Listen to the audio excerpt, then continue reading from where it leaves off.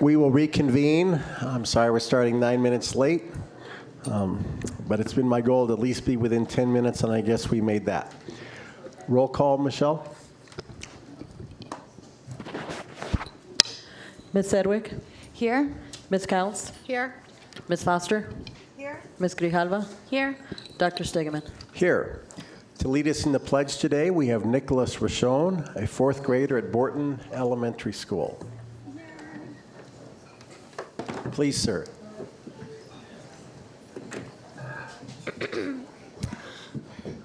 I pledge allegiance to the flag of the United States of America and to the republic for which it stands, one nation, under God, indivisible, and liberty and justice for all. Thank you. If at any time tonight you need the services of a Spanish interpreter, the reliable Martin Koss is available to provide those services tonight. Thank you, Mr. President. Buenas tardes. Si alguien requiere de servicios de interpretación, con mucho gusto le puedo dar el equipo necesario. Thank you. Gracias.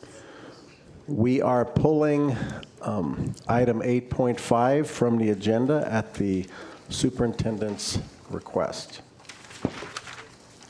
And so we now go to, I have the agenda here in a different format. So we now go to the superintendent's report. Dr. Trujillo. Yes, Tucson Unified Community, welcome back. It's another great week in the district. Thank you for coming out and supporting us. We lead off with some absolutely wonderful news. I want to send the most heartfelt congratulations to the campus community, the parents, the teachers, the employees that made it happen at Carrillo. They have been recognized as TUSD's latest A-rated School of Excellence by the Arizona Education Foundation. Yay! Tucson Unified's third. As part of the process, similar to Fruchtendler, the same as Fruchtendler, the same as Mansfeld, and it should be noted that this is Carrillo's second go-around as an A-rated School of Excellence. They have successfully retained their status. The school was subjected to a very rigorous visitation process applied against a criteria that measured instructional excellence, excellence in family, community, and staff engagement, as well as campus climate, security, and cleanliness. They came through with flying colors. We are very, very proud of the campus community and give our heartfelt thanks to all of the parents, community members, and employees and leaders that made that happen at that great school. In the same token, we celebrate 50 years of service for Mr. Jim Talmadge out at Sam Hughes Elementary. I had the privilege of attending a dinner ceremony and celebration for Mr. Talmadge on Friday night, recognizing his contributions to the Sam Hughes community since the 1968-69 school year. For 50 years, he has called one Tucson Unified School home as a teacher, as a coach, and now as a chess sponsor in his late 60s, connecting with children and bringing the game of chess alive for kindergartners and first and second graders every single day of the week. I want to congratulate Mr. Jim Talmadge and thank him for 50 years of commitment to the children of the Tucson Unified Community and Sam Hughes, and thank the Sam Hughes community, particularly their site council and their parent-teacher organization for funding the delicious pizza and all of the baked goods that were provided to our guests that evening, and for a wonderful celebration. And lastly, before I get into some more of the informational items, I also am looking forward to tonight's Plant Fund presentation. We've got some projects that have been spearheaded by some very active and concerned parents out there in the community that I'm proud to bring forward before this board tonight, namely the Borton fencing project that's on tonight's list of projects to be considered by the board, as well as our Leonard-Keedy security measure with some improved fencing for the children in that community. So I'm proud to bring those recommendations as they were driven by community members and parents. We received some word this week from the Arizona Department of Education that they received direction from the U.S. Department of Education that the menu item of assessments is no longer in compliance or has been deemed out of compliance with federal legislation, specifically with the Every Student Succeeds Act known as ESSA. What that means for the Tucson Unified School District is We will proceed, we can proceed, and we are going to proceed as planned this testing season with our high schools and their selection of the ACT. So those plans that are firmly underway, we will continue. Nothing changes. We were already fully in compliance with AZ Merit with grades 3 through 8. The challenge becomes for the 1920 school year. We are going to be awaiting some further direction from the Board of Education and the Department of Ed in terms of any additional guidance that they may receive for our options for our high schools in the 2019-2020 school year. There are some preliminary options that the Board of Education might be discussing at its April 15th meeting. We will wait to hear what those options are and ultimately what emerges from the Board of Ed meeting before we formulate or formalize any recommendations for consideration by our governing board with regard to standardized assessment options for our high schools in the 1920 school year. But we don't see any impact. There is no impact right now for the immediate testing season. We have voiced our concern about the immediate removal of AZ Merit. AZ Merit is up for contract renewal for the 1920 school year.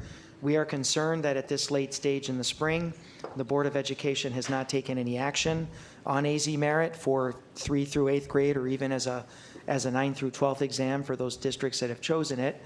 And we will be very vocal at our next Board of Education meeting. I plan on being down there to address the board again, asking them and advocating for at least the 1 year, if not 2 year adoption of AZ Merit. As many of you already know, especially those that work in the district, we have spent the last 3 or 4 years aligning our curriculum to college and career readiness standards, which are the bedrock of the AZ Merit performance exams. Highly leveraged standards, if you will. We've designed our PD, we've designed our benchmark schedule and the contents of our benchmarks around the AZ Merit exam, specifically for 3rd through 8th grade.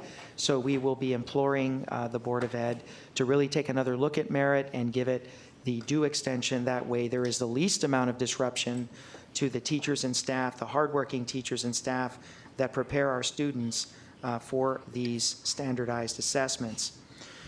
With regard to letter grades, as you know, the district's high schools have opted for the ACT, and sort of the second aspect of our advocacy work with the Board of Education is to make the best possible and the best informed decision with regard to the issuance of letter grades for our high schools that have opted for the ACT for this 18-19 school year.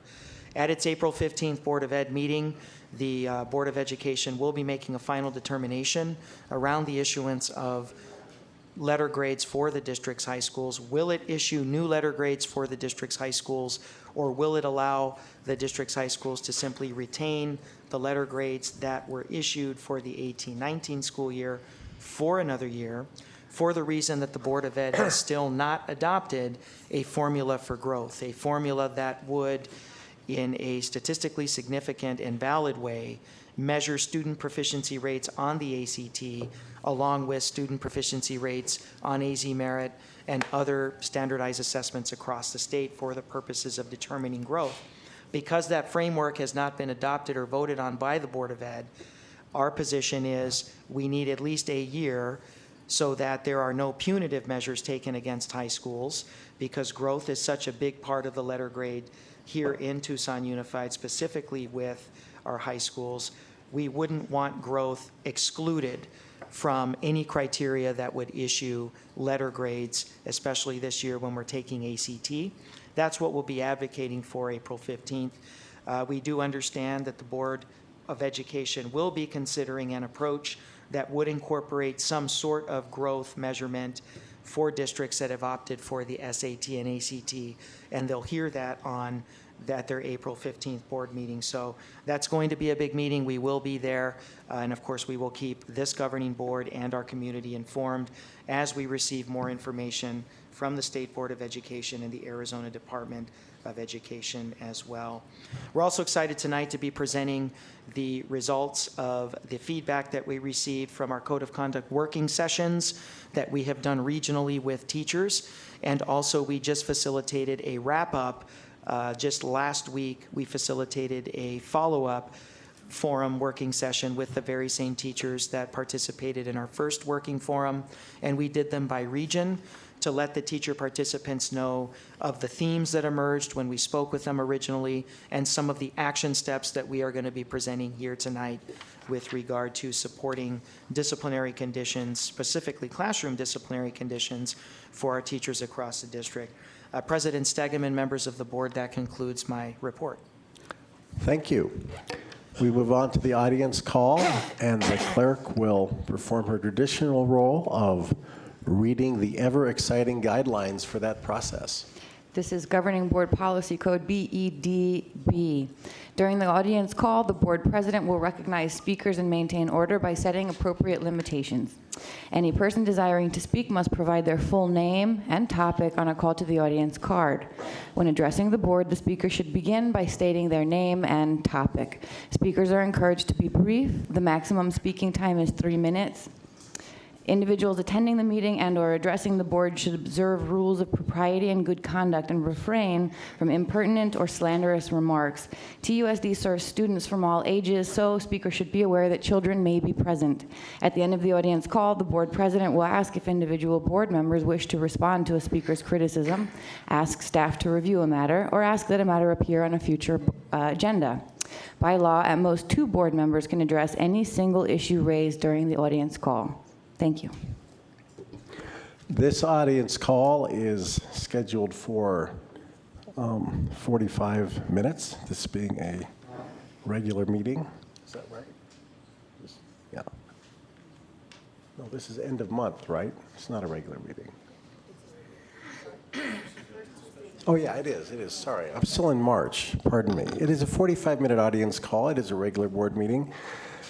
We have a number of cards. I haven't counted to see how that's going to be relative to the 45 minutes. I think we may make it without having to decide whether to extend it. But I am, as general procedure, prioritizing audience call requests.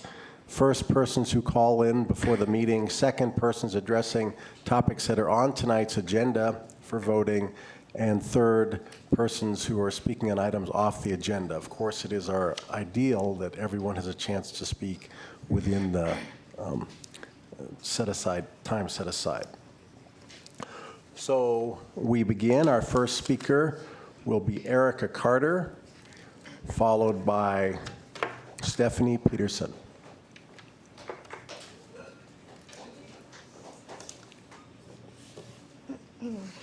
Not sure I'm tall enough. My name is Erica Carter, and I am a parent at Borton Magnet. I will be addressing the security fencing issue.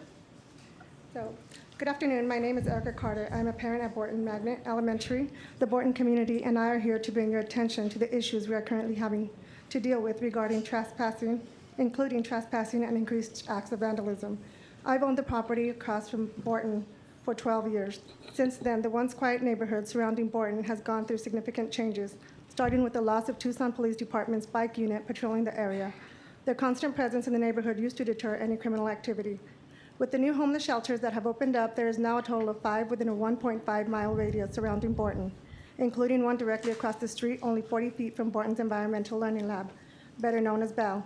Individuals turned away from the shelter will often wait in or outside Bell, waiting for space to open up, sometimes days at a time regardless the weather. In addition, there's a church on one side of Borton which distributes food boxes, an aluminum recycling company on the other side of the school, El Rio's new behavioral health clinic less than a mile away, and Santa Rita Park across the train tracks, which is known for the number of displaced individuals living there. The recent closure of Camp Bravo left some of its occupants with no place to go, and they were forced to find shelter and set up camp in nearby areas, making the empty lots and buildings nearby, including Bell, appealing to them. We have found campfire remnants, discarded beer and liquor containers, empty cigarette packs, medication containers, sometimes with medication still in them, drug paraphernalia, human waste, makeshift beds, and on one particular occasion, an actual sleeping structure in this area. It is because of the amount of shelters and places offering services to the homeless surrounding Borton that there has been a significant increase of loitering outside the school's fences. The installation of the door buzzer has helped keep them out of the school building. However, because of the easy-to-climb 5-foot chain link fence surrounding Bell, keeping all trespassers off the property completely is still a concern. We empathize with the homeless men and women we encounter on a daily basis. However, it is a known fact that a high percentage of homeless individuals suffer from mental illness. It is because of this we feel that Borton's outdoor learning areas should be better secured. Something as simple as a child's scream or laughter may trigger hostility and may result in a dangerous situation. As a neighbor to Borton, I see firsthand the endless foot traffic surrounding the school, from the man who is too intoxicated to stand up to the men and women jumping the fence at night looking for a place to sleep. On occasion, I have had to call TUSD school safety to address situations occurring after hours on school grounds. In some cases, my husband has also gone out and addressed them. I have met and shared with Dr. Trujillo in detail some of the situations that have occurred. I put together a binder for him showing detailed information, including photos for my concern and persistence as to why we feel the chain link fences surrounding Bell and all outdoor learning areas should be replaced. Bell is a beloved part of Borton. It is an area where a child who may not do so well in the classroom will thrive.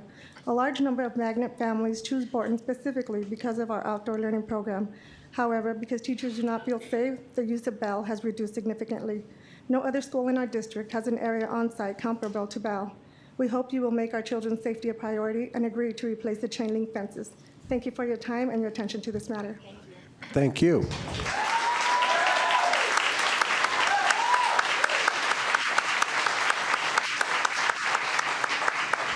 Stephanie Pedersen, followed by Chelsea Cannon.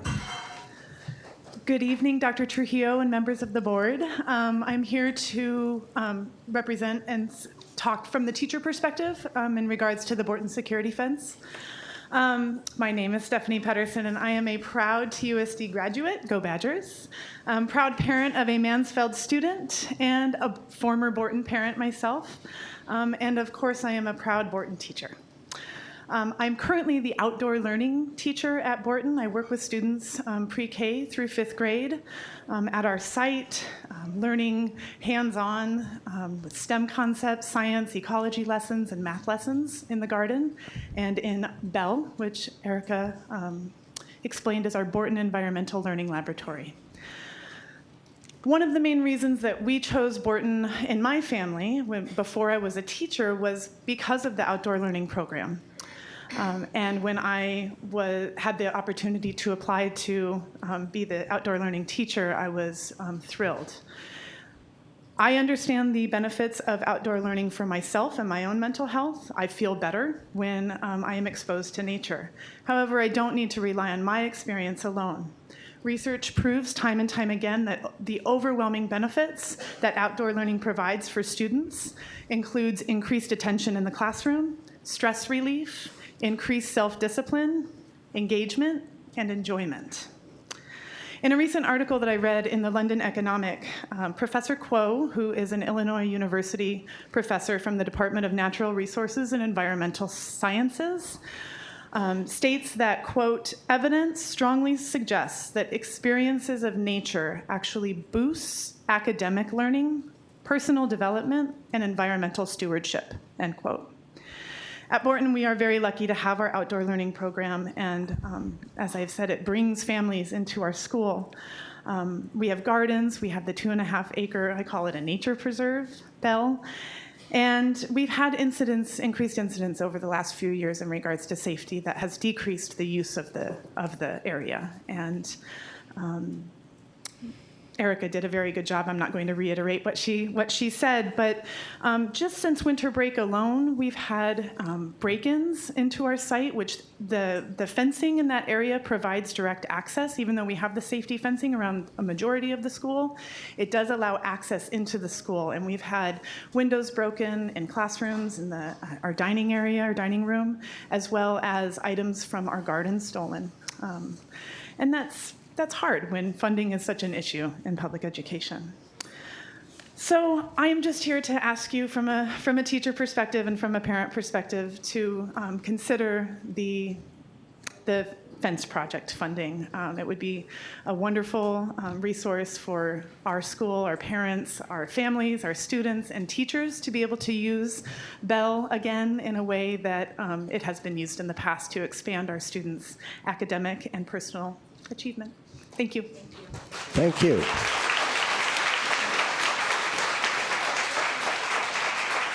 Chelsea Cannon, followed by Cecilia Alfie.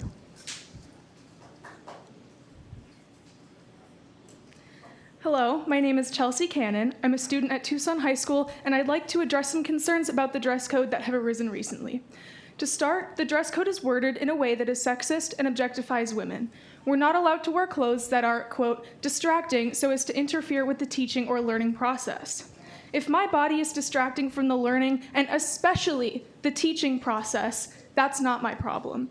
Boys, and I hate to even say teachers, need to be taught to respect girls and see us as more than a sexual object. The following sentence appears near the beginning of the code. Quote, "There is a connection between the way a student is dressed and his or her behavior in school." What is that connection? Is that implying that every girl who wears spaghetti straps and short shorts is a sexual distraction? My peers and I believe that the dress code strongly perpetuates the objectification of girls and women due to the fact that it's only enforced on the female-identifying people on our campus. When we get dress coded, we feel belittled by the monitors as a result of their harsh tone and negative demeanor, which often seems to include judgment. This again serves to belittle and demean women and their bodies. While the majority of the people getting dress coded are girls, boys seem to escape the monitor's attention. Often I see boys and even male staff wearing bandanas, spiky accessories, muscle shirts, and wallet chains, all of which are against the code. This is a clear example of gender bias, which the code perpetuates. With these concerns in mind, I propose a rewriting of the dress code that is clear and specific, gender neutral, and maintains a tone that doesn't sexualize women. Thank you. Thank you.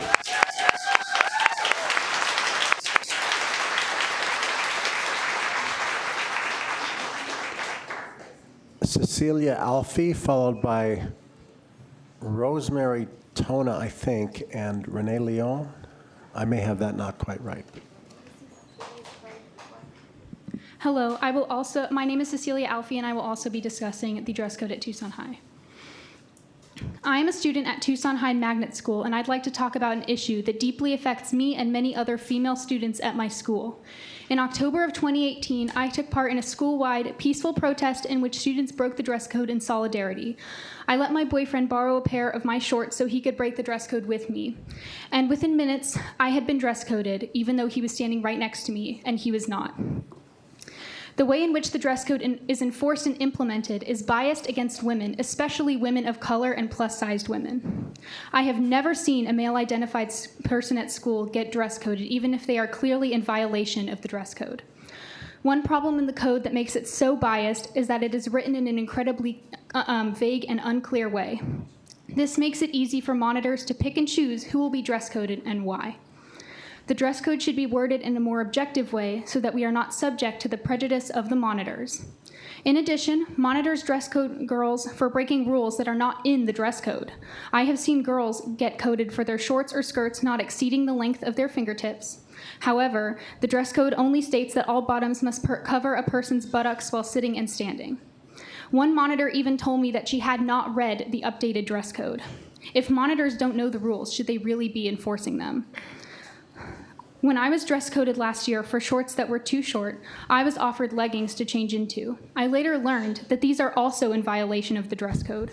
Furthermore, many of our school uniforms are in violation of the dress code, and I have seen many teachers breaking it. If our school plans to uphold the dress code to students, teachers and staff should also be held to these standards. More than anything else, I want my school to be a safe place for everyone. And for that to happen, the adults who are supposed to keep us safe need to stop sexualizing and policing the female body. They say our shoulders are distracting, and they say that boys can't control themselves. But the only people I've ever felt objectified by on my campus are monitors and teachers. Every time a monitor holds a girl out of class to keep from ruining a boy's education, I realize how little they care about hers. Being dress coded is one of the most humiliating things I've ever experienced. The monitors look at me as if they want to tell me that I'm a slut. And the most disgusting part is that I start to believe them. Thank you. Thank you.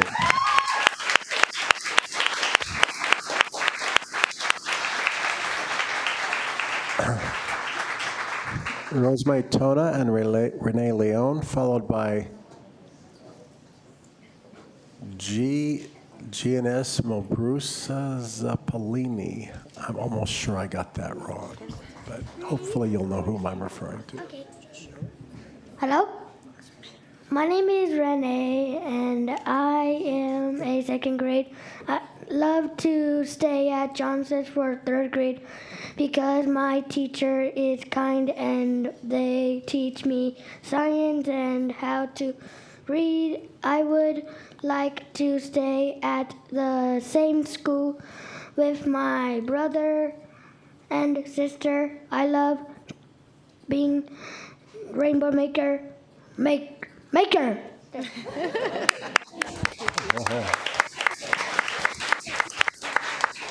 Good evening. I'm the great-grandmother to this handsome, smart guy here, a rainbow maker from Johnson Primary School. And we're here tonight to address the expansion of Johnson into being all the way to third grade. We would like that. I myself, for continuity, I have 3 great-grandchildren there, and the parents of my great-grandchildren went to Johnson also. A lot of the staff there, most of the staff has been there for quite a while. And the staff is very caring. It's an all inclusive school. Everything that comes up with the students there, not just mine, but with all the students, their needs are addressed and met. And if it's academics, if it's a social need, if it's uniforms, some kind of counseling, all of the needs are met. There's plenty of room at the school for the expansion. And the community is very interested in having third grade there. I'm on the PTO and on the site council and now on the steering committee for third grade. And I would like for you guys to really consider allowing us to have third grade at Johnson. Many of the parents that I talk to, and I talk to a lot of parents because I'm like a social butterfly, and I have a lot of friends on the Pascuayaki reservation that I've spoken to, and everybody would like it. It's a good thing too that they would have a choice between Lawrence and Johnson. We're not trying to take over or anything. We're just giving our people, our neighborhood, and our community a choice. But I, for one, if we do have a third grade at Johnson, I would like to keep my children there. And I thank you beforehand for listening to us and for giving us this opportunity to address the issue before you. Dios samchanievo. Thank you. Gracias. Thank you very much.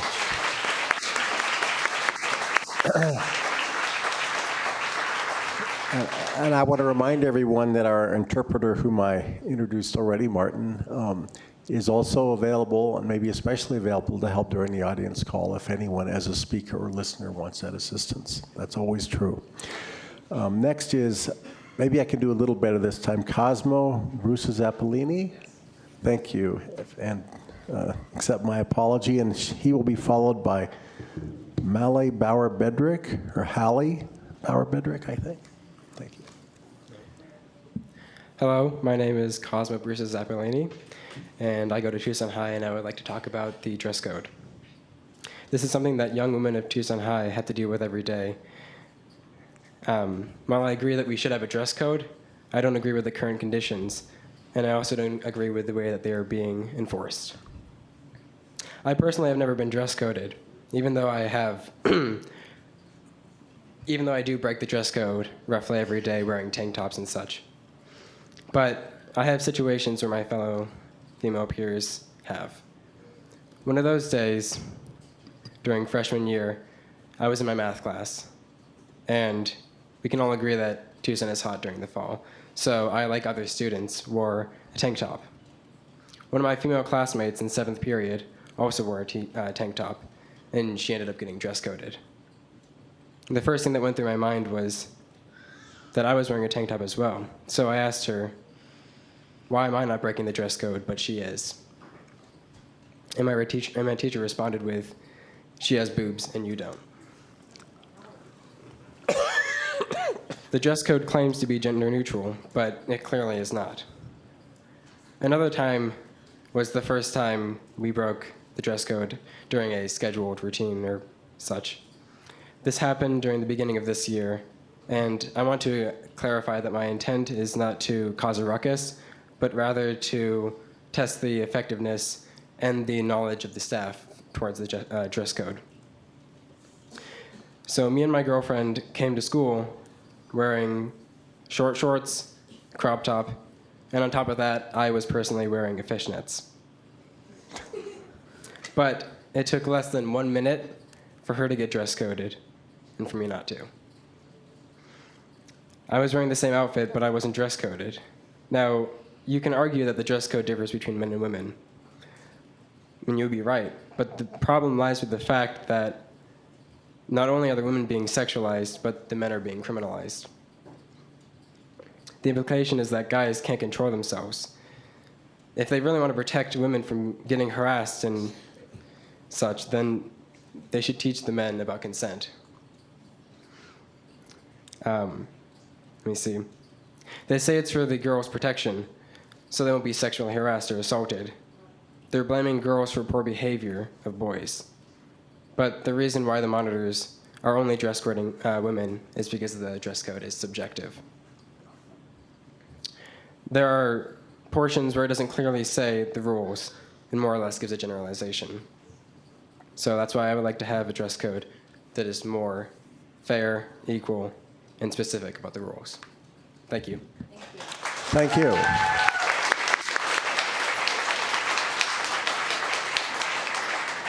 Hallie Bauer-Bedrick, followed by Mina Hicks. Hello, my name is Hallie, and I'm a student at Tucson High School as well, and I'd like to address the dress code today. I'd like to begin by telling you about something that happened to me today. I was in my English class, sitting towards the back, near a group of louder boys. They kept shouting at me. I heard them under their breath mumbling things, so I finally gave in and I turned around. 2 of those 4 boys made inappropriate hand motions, looked me in the eye, and said to me, "Do you like it when he does that?" I was wearing jeans and a t-shirt as I am right now. My legs, thighs, shoulders, stomach, the parts of my body that have been deemed inappropriate were all covered. And this happens every day, whether my shoulders are out or not, whether I'm wearing shorts or not, because sexual harassment or assault happens no matter how much skin is showing. Slut, dressing for boys, for attention, not focused on our education. These are some of the comments and assumptions made by admin and the enforcers of the dress code.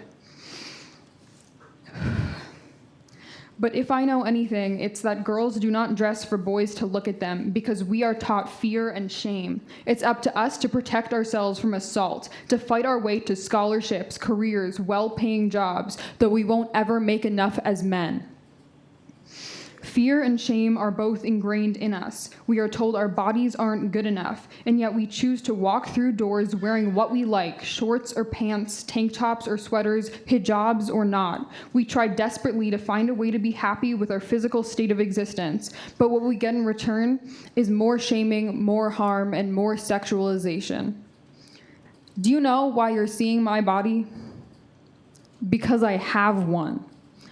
You're seeing my shoulders and my chest because they're a part of my body. My thighs because they're attached to my legs. They help me walk and move. Why should I cover something up that exists naturally? Please picture this. Teenage girls sitting in nurses' offices, in bathrooms, in cars on their way home, told that their bodies are too sexual to be seen at a school, shown their education isn't nearly as important as boys. The world for young women is as follows, full of catcalls, pepper spray, counting calories, models on social media, the muffled comments of men behind you, boys behind you, students behind you. And yet we tell our young women that they are purely sexualized objects, that there isn't a chance they'd dress like that because they alone wanted to. What makes sense to this young woman is a dress code where people of every or no gender must cover their butt, their chest, nipple region, and their sexual organs, because the only thing interfering with our education is the sexualization of our bodies. Thank you. Thank you.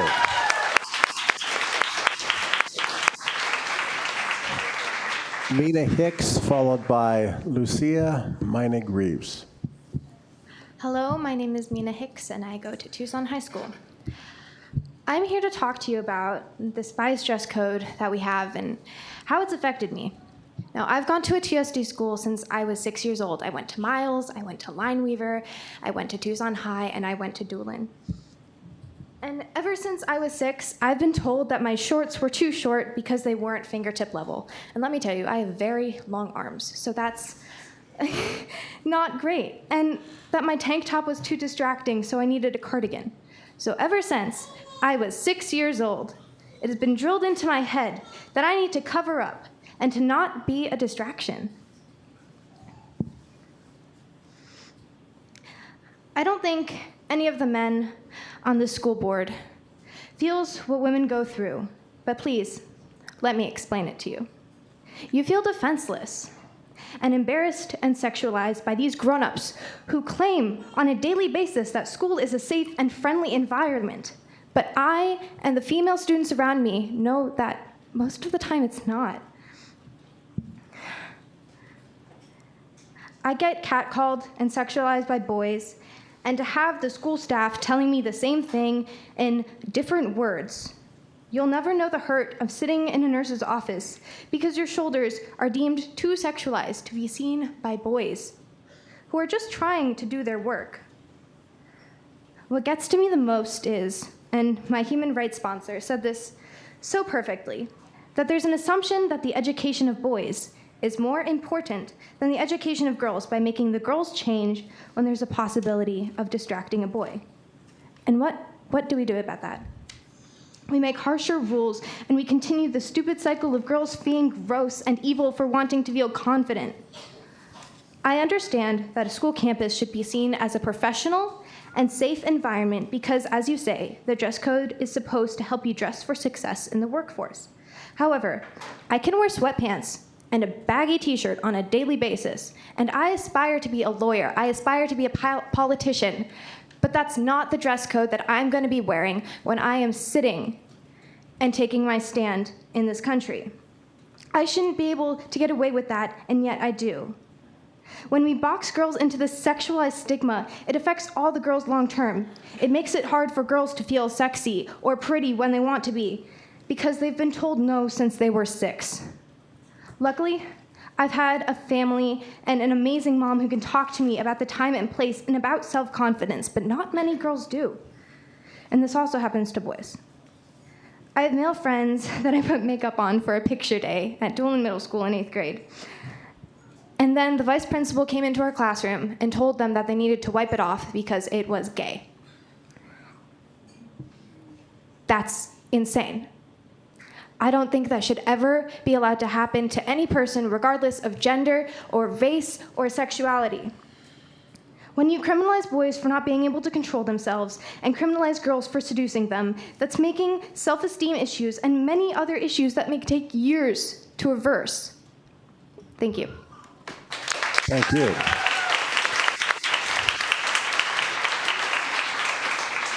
Lucia Mina-Greaves, followed by Jennifer Soto.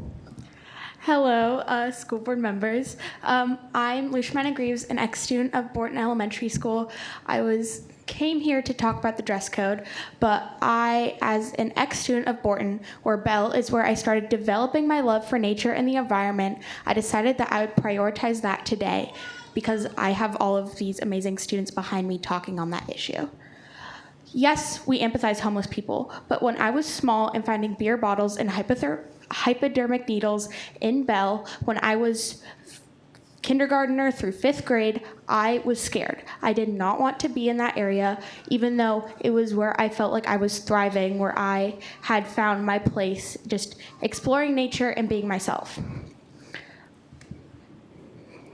Adventuring in Bell was always a highlight of my kindergarten through 5th grade years, and I want that to be taken out of the experience of the new generation of Borton students, seeing as they are struggling even more with people breaking into that supposedly safe space, and having homeless people in there and making shelter and putting all of these things that kindergartners through 5th graders should not be around, even though some in their home lives are.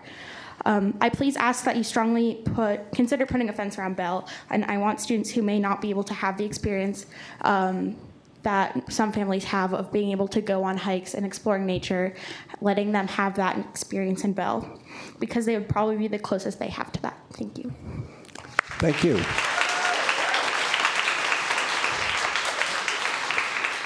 Jennifer Soto, followed by Aaron Berger. Good afternoon, Dr. Trujillo and board members.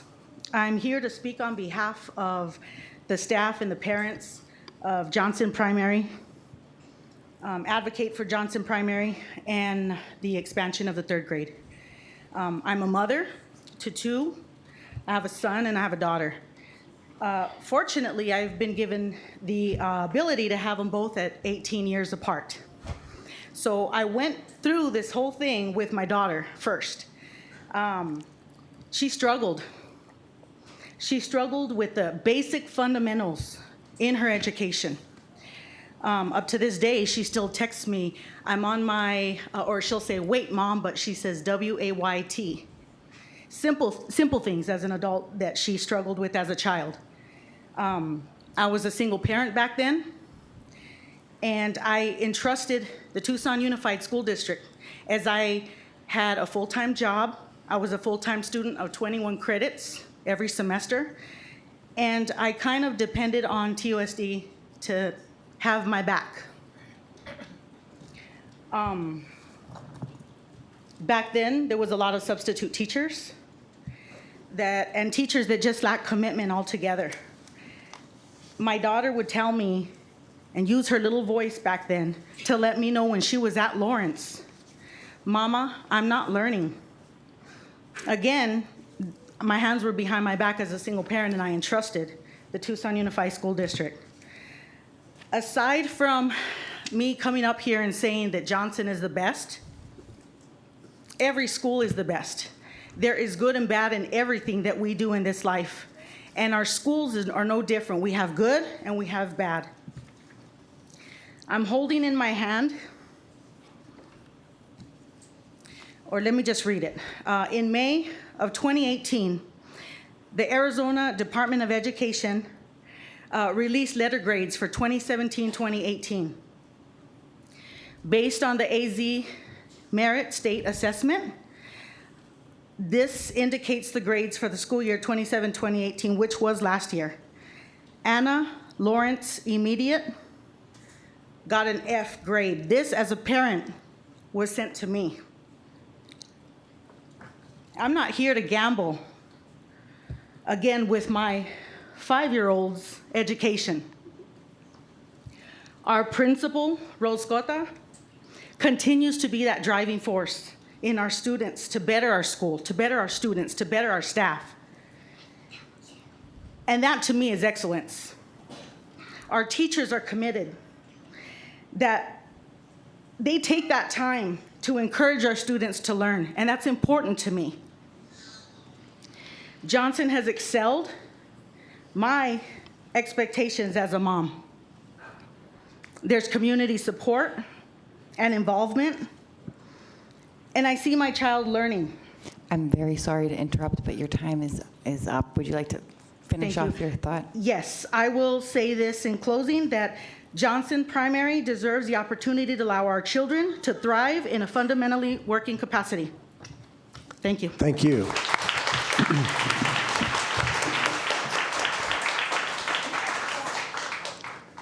Aaron Berger, followed by Karina Mikado. Dr. Trujillo and board members, thank you for allowing me to speak before you, and I'm cognizant of the clock. First, let me address validity to speak on the issue of Bell, which is Borton's Environmental Learning Lab, spoken about by others. I am a teacher of over 12 years in Tucson. I currently teach at Roberts Naylor, 8th graders. I am a TUSD parent. My son goes to Borton, 2nd grade. My daughter goes to Shoemaker. She's a little one. Thirdly, I'm Red for Ed. I've been on the streets of Phoenix, and I fight for what we need with my brothers and sisters. Next, I'm a TEA member, proudly. And finally, I'm a Tucson taxpayer who has property taxes going into what we are doing. Notes. Our new big push in TUSD is culturally relevant curriculum. And I want to plead the case of Bell that nothing could be more culturally relevant than desert ecological research. This is relevant for all of our students, regardless of language, race, ethnicity, socioeconomic background. We are all desert people, and there's nothing in a book that is going to teach our kids about our place like getting out in this desert and studying in our place. It is culturally relevant down to its dusty bones. And so I'm pleading for Bell to be made safe for our students and be a model learning laboratory for science and our place. My notes are very small. Next, stopping the bleed of TUSD students is not going to happen by making every TUSD school Test Prep Academy number 173. There are plenty of those. We don't need to do that. That is not culturally relevant nor attractive to our families. I've taught at 2 charter schools in my time, and I will never go back. I'm a proud public school educator. And school choice, yes, it means families can choose, but it also means that schools choose who they don't want, and charter schools choose who they don't want, and they are with us. And so we don't need to be basis. We need to be us. And Bell is part of that. Finally, I've seen what standardized testing does to students. We've just finished AZ Merit, and I saw my 8th graders give their all, and I see how it drains them, how it is not life-giving, and I understand that we must do it, but it is not the end-all and be-all. And one of my special ed students, I see the time, pointed out a totally flawed writing prompt. I don't know who the editor is for AZ Merit, but my SPED students are remarkably smart, and they see the flaws in the standardized test. I rest my case. Thank you. Thank you.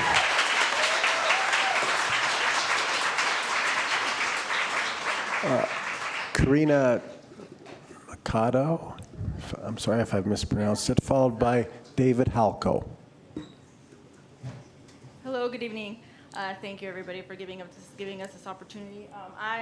We are parents at Johnson Primary, and we're here just to speak over the 3rd grade expansion. I just want to add just a few things. I'm sure the ladies that spoke about Johnson said wonderful things, and because it's true. Johnson has created such a strong foundation for my children here, and this is a future rainbow maker. So he will also be attending Johnson. They have created such a safe environment for them to learn. This one doesn't want to be absent hardly ever because of the wonderful things that are happening at Johnson. And we're just here to just ask you for this opportunity to give us this expansion and show you how great this school is. And as Mrs. Gota always says, it's just this gem that like a lot of people don't know about, but it is. It's such a gem, and there's wonderful things happening there. And we're just here to ask for the opportunity for us to continue to demonstrate what a wonderful school this is. And these kids are our future, and I feel like we owe it to them to give them this expansion and this grade letter. Thank you. Thank you.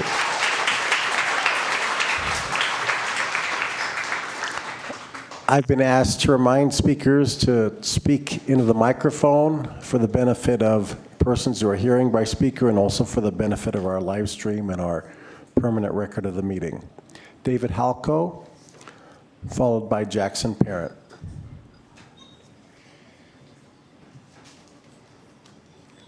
Good evening, board members. Thank you. I guess I better raise it. This is my first time doing this. I've watched it on web stream though before, so I'm actually here, right?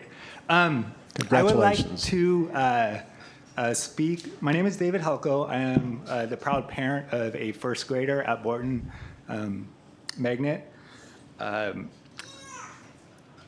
I am here to speak in support of the Borton fencing project. I think others have spoken quite eloquently, so I'm not going to add, but I do want to add my voice and my support of this project. One, from a security standpoint, I do think our kids deserve a safe place to explore the outdoors, and I think, as we've heard, that does not currently exist. Second, I think that the learning opportunities that are available in an outdoor learning space are absolutely incredible. I know my daughter is very fortunate to have that experience in our home life. I think that having that experience in the school environment and tying that into a school curriculum is absolutely amazing. And I'm so very thankful to have that. The curiosity, the exploration, the engagement, and the powers of observation are changing. They can change a kid's life. And hearing this high school student who just spoke of that, that's awesome. That's amazing. And we would just like to continue to support that. My daughter, Simone, who is here with us, she has been out into this Bell area. She's at the end of her second year at Borton. She's been out there one time. Let's make it happen more. Thank you so much. Thank you.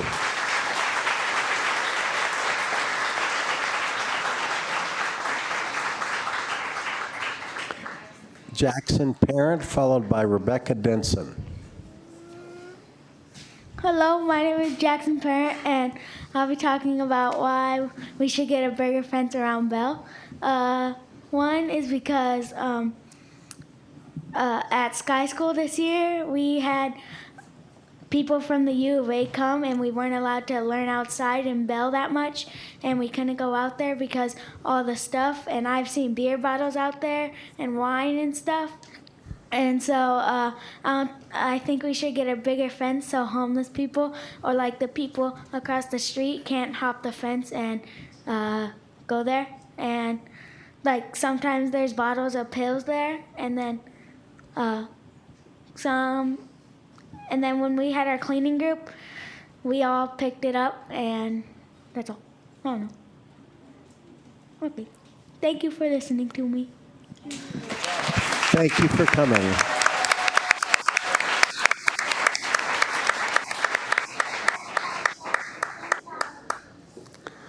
Rebecca Denson, followed by Lillian Fox.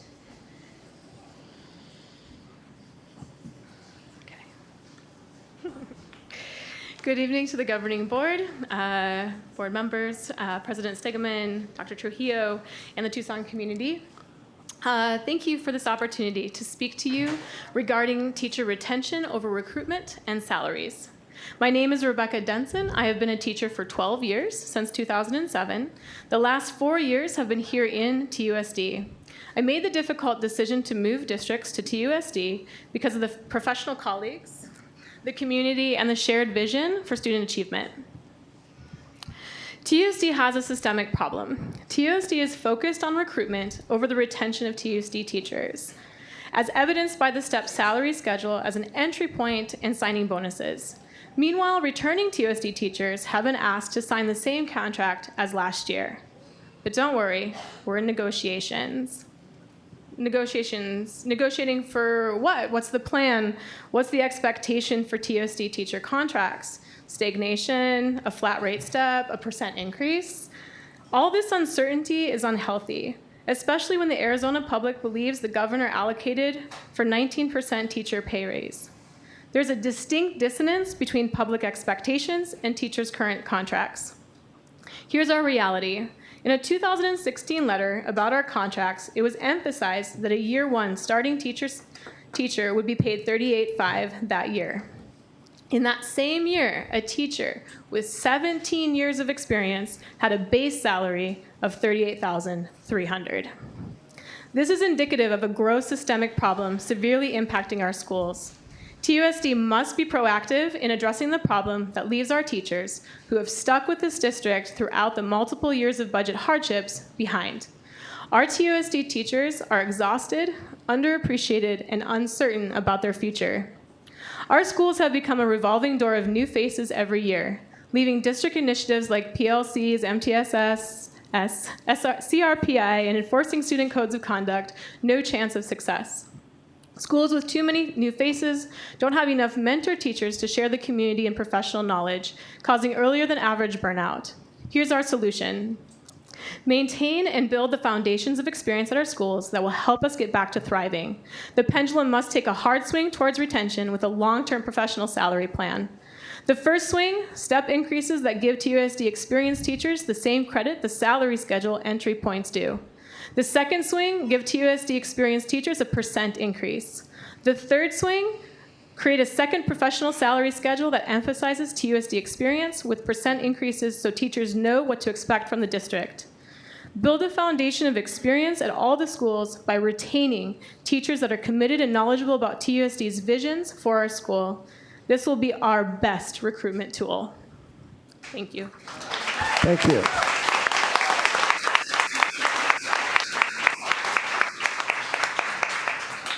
Lillian Fox, and that is the last speaker card I have. My name is Lillian Fox, President Stegeman, members of the board, Superintendent Trujillo, Attorney Ross, and Michelle Gutierrez. About 6 years ago, TEA gave away the longevity stipends that teachers got for experience. The board approved that contract, but they were told there were no changes in the contract. You could bring longevity stipends back since you never really approved the loss of them. What I want to talk about is the school quality surveys. My experience has always been that good principals in the district aren't any more likely to be promoted and recognized than the really rotten principals. And the surveys tell you who the troubled principals are. You were told at the last meeting that those school quality surveys are part of the principal's evaluation. Yeah, I think it's 5% of the evaluation. There is one question on principal fairness. There's one question on principal effectiveness. Those count for 5% of the whole survey. There are 4 questions about discipline, classroom behavior, school safety, bullying, and respect for teachers. That's another 10% of the survey. So 15% of the survey is about stuff that's really, really important.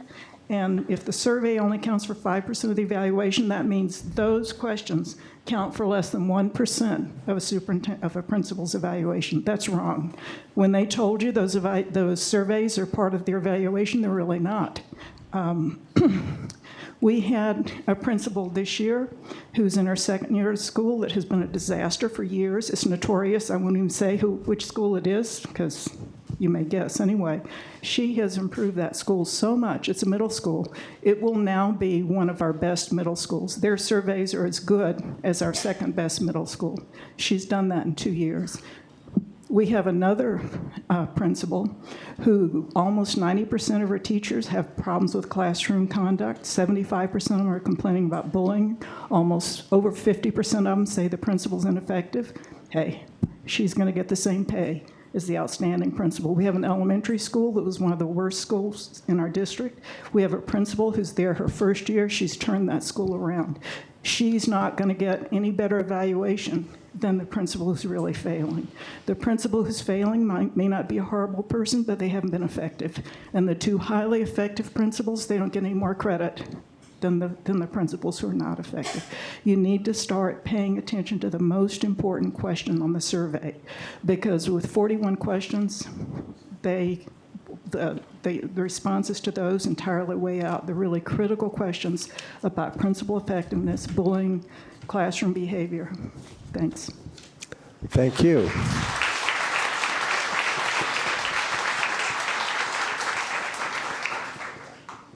That concludes the audience call, and now is the time for individual board members, if they wish, to respond to a speaker's criticism, ask staff to review a matter, or ask that a matter appear on a future agenda, with the reminder that at most 2 board members can address any single issue. Dr. Stegman? Ms. Foster. I want to thank every student who came and spoke to us this evening. It is so informative and enjoyable and in touch with who we are here to serve and why we sit up here. And your voice is so critical and so important. And I'm so impressed with your art, how articulate and passionate our students are. Yesterday, for planning for this meeting, Dr. Trujillo and I talked about the need for implicit bias training. And I think that was, we heard over and over again. And a lot of people think about race relations with that, but I think we heard a real need for gender relations as well. And I want to say whatever words we put on paper, if we can't change people's practices and make sure that every single person that works with our students has that skill set and knowledge. So I just want to reiterate to you, Dr. Trujillo, that I heard that yesterday, and I think we heard that from our audience today, how critical it is that we start to address implicit bias, or start to invest in that implicit bias training. Board members, anyone else? Ms. Grijalva. Dr. Trujillo, I'm incredibly concerned that so many of the students that came to speak to us today talked about cat calls and, males talking to them behind their back while they're walking. School is supposed to be a safe environment for everybody. And I think that if there is not some serious, we have to seriously address those kind of comments immediately. They can't go by, because it does, as one of the students so eloquently said, just start to ebb away at your confidence in who you are. And so I do think that regardless of what we do regarding this dress code, it really does have to do with the implementation on the site. And I would like to ask that we get samples of what all of those dress codes are going to look like specifically in the middle and high schools if this policy passes at this level. And I'll make a quick comment about the dress code. I mean, there are a couple of different questions here. One is, what is the code and what is our policy? But then there's a question of how it's enforced. And I was extremely concerned about the comments saying that it is enforced in a discriminatory manner, that some students are penalized where others are not. And in fact, students are penalized for things that aren't violations of the dress code. And that's obviously, if that's happening, completely unacceptable. And I hope that regardless of what the actual policy ends up saying, that we take some strong actions to be sure that doesn't continue. Ms. Sedgwick. Since a couple of board members have already addressed that issue, I'll go ahead and move on to request that staff, if you could please review the matter of the Borton Environmental Learning Center security fence, and share some information with the board about what's happening, and perhaps we can... We're voting on that. Oh, is that for tonight? Yes. Oh, I'm sorry. I'm sorry about that. So that will come up later, and right, with the plant farms. Well, good. So I look forward to that discussion. I do apologize. However, as for the recruitment and retention matter, I do want to point out in response to that criticism, that it really is ultimately a TEA matter. TEA bargains on behalf of teachers, so I would encourage all teachers to join the TEA or to join another and bring into TUSD another bargaining unit to work with, to come to Saturday sit-and chats. I'll hold one on April 20th. But the fact of the matter is that the TEA does bargain for these matters with the district, and so ultimately it does come down to all of the teachers getting together and fighting for what is their right. I would also like to request from staff, I wonder if we could please have a presentation of the school quality surveys, so what is on the survey, how they're administered, and what kinds of results we've received in response to those. Thank you. Any other comments from the board? Thank you very much. Oh, Dr. Trujillo. Yes, I just simply wanted to respond to the Tucson High students. We take that very seriously, and we will get immediately in contact with the THS administration to address these concerns. Thank you.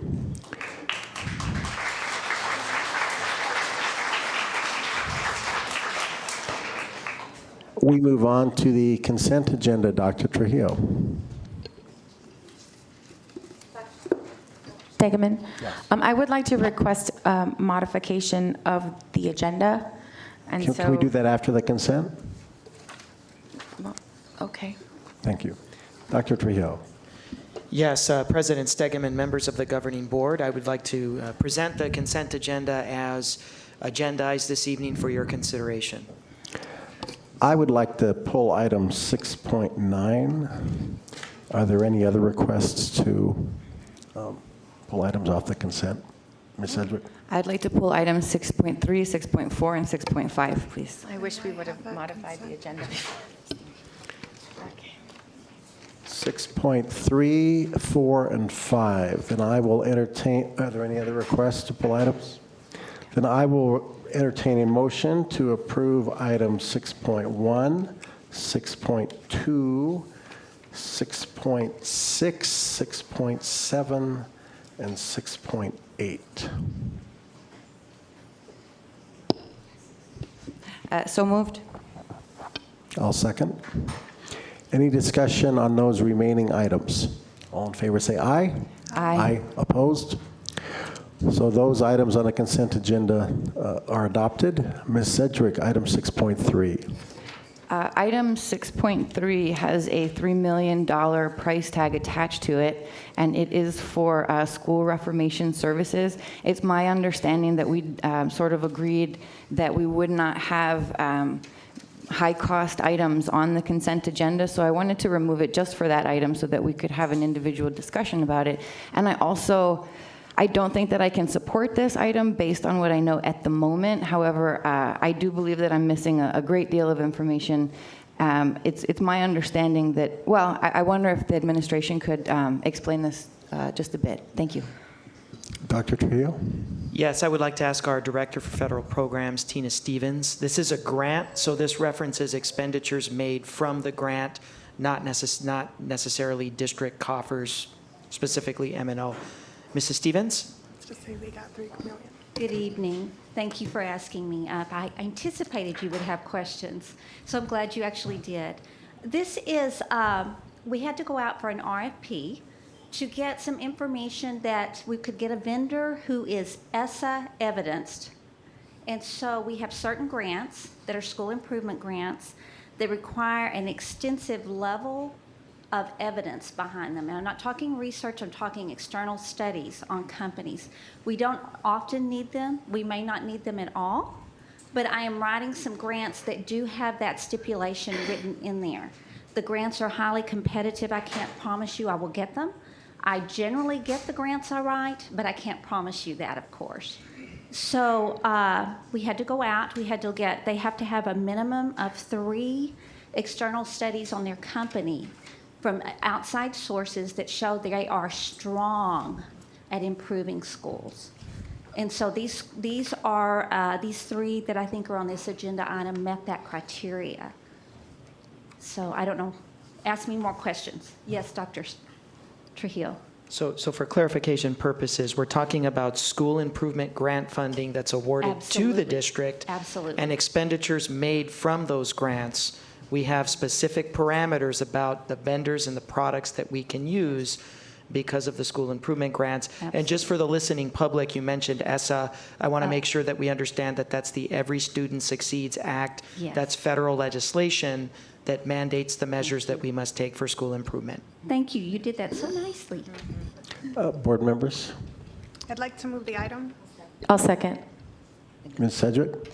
So then the district would award this contract out to some of these vendors, depending purely upon, so if we win the grant, then we continue the contract, that sort of thing? I think I'm understanding your question, so let me try, and then if I need to ask more, I will. If we get the grant, and we get a grant that says we must use one of these vendors, we would then go out for a scope of service from them, and then contract with them to help us with whatever service is needed. So these are school reformation, which means that they have studies behind them that show that they're very effective at coming in and basically helping a school really turn around, a school that's like an F or a D or a C. These companies also offer standalone services where they could come in and do just coaching for a principal or coaching for the coaches or just from teacher coaching. So we went for the higher dollar amount simply because we didn't know what we would get in a grant.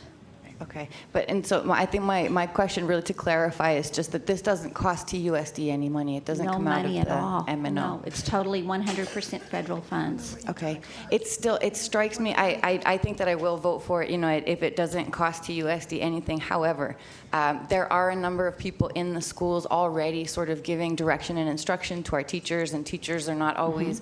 There's not always a lot of communication about who the people are and what their purpose is. Right. And it's my understanding we have school turnaround leaders who don't cost millions and millions of dollars, but instead maybe 100,000 per year. But this sounds like a very a valuable program, and I appreciate the explanation. Thank you. Yes. Ms. Grijalva? Just to clarify, these are funds that you're going to be requesting. If awarded, we have to use one of these vendors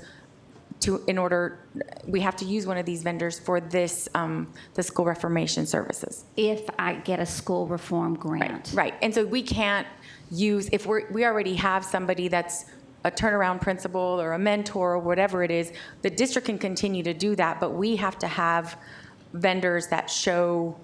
Okay, it depends upon the grant. So Yeah. I have many grants. I'm actually this at is just this covering very it all. moment writing 56 grants. 56 grants that are going in by May 1st. And so out of I know it's unbelievable, isn't it? So if I have dark circles, you understand why, because gotta my get team you is home working this very evening. hard. So there are a handful of grants that we're applying for that would require this level. They're very competitive. The state is only awarding 10. I will not get 10 of these grants. I hope to get one. That's how competitive they are. So if I get it, I may have to go with this form.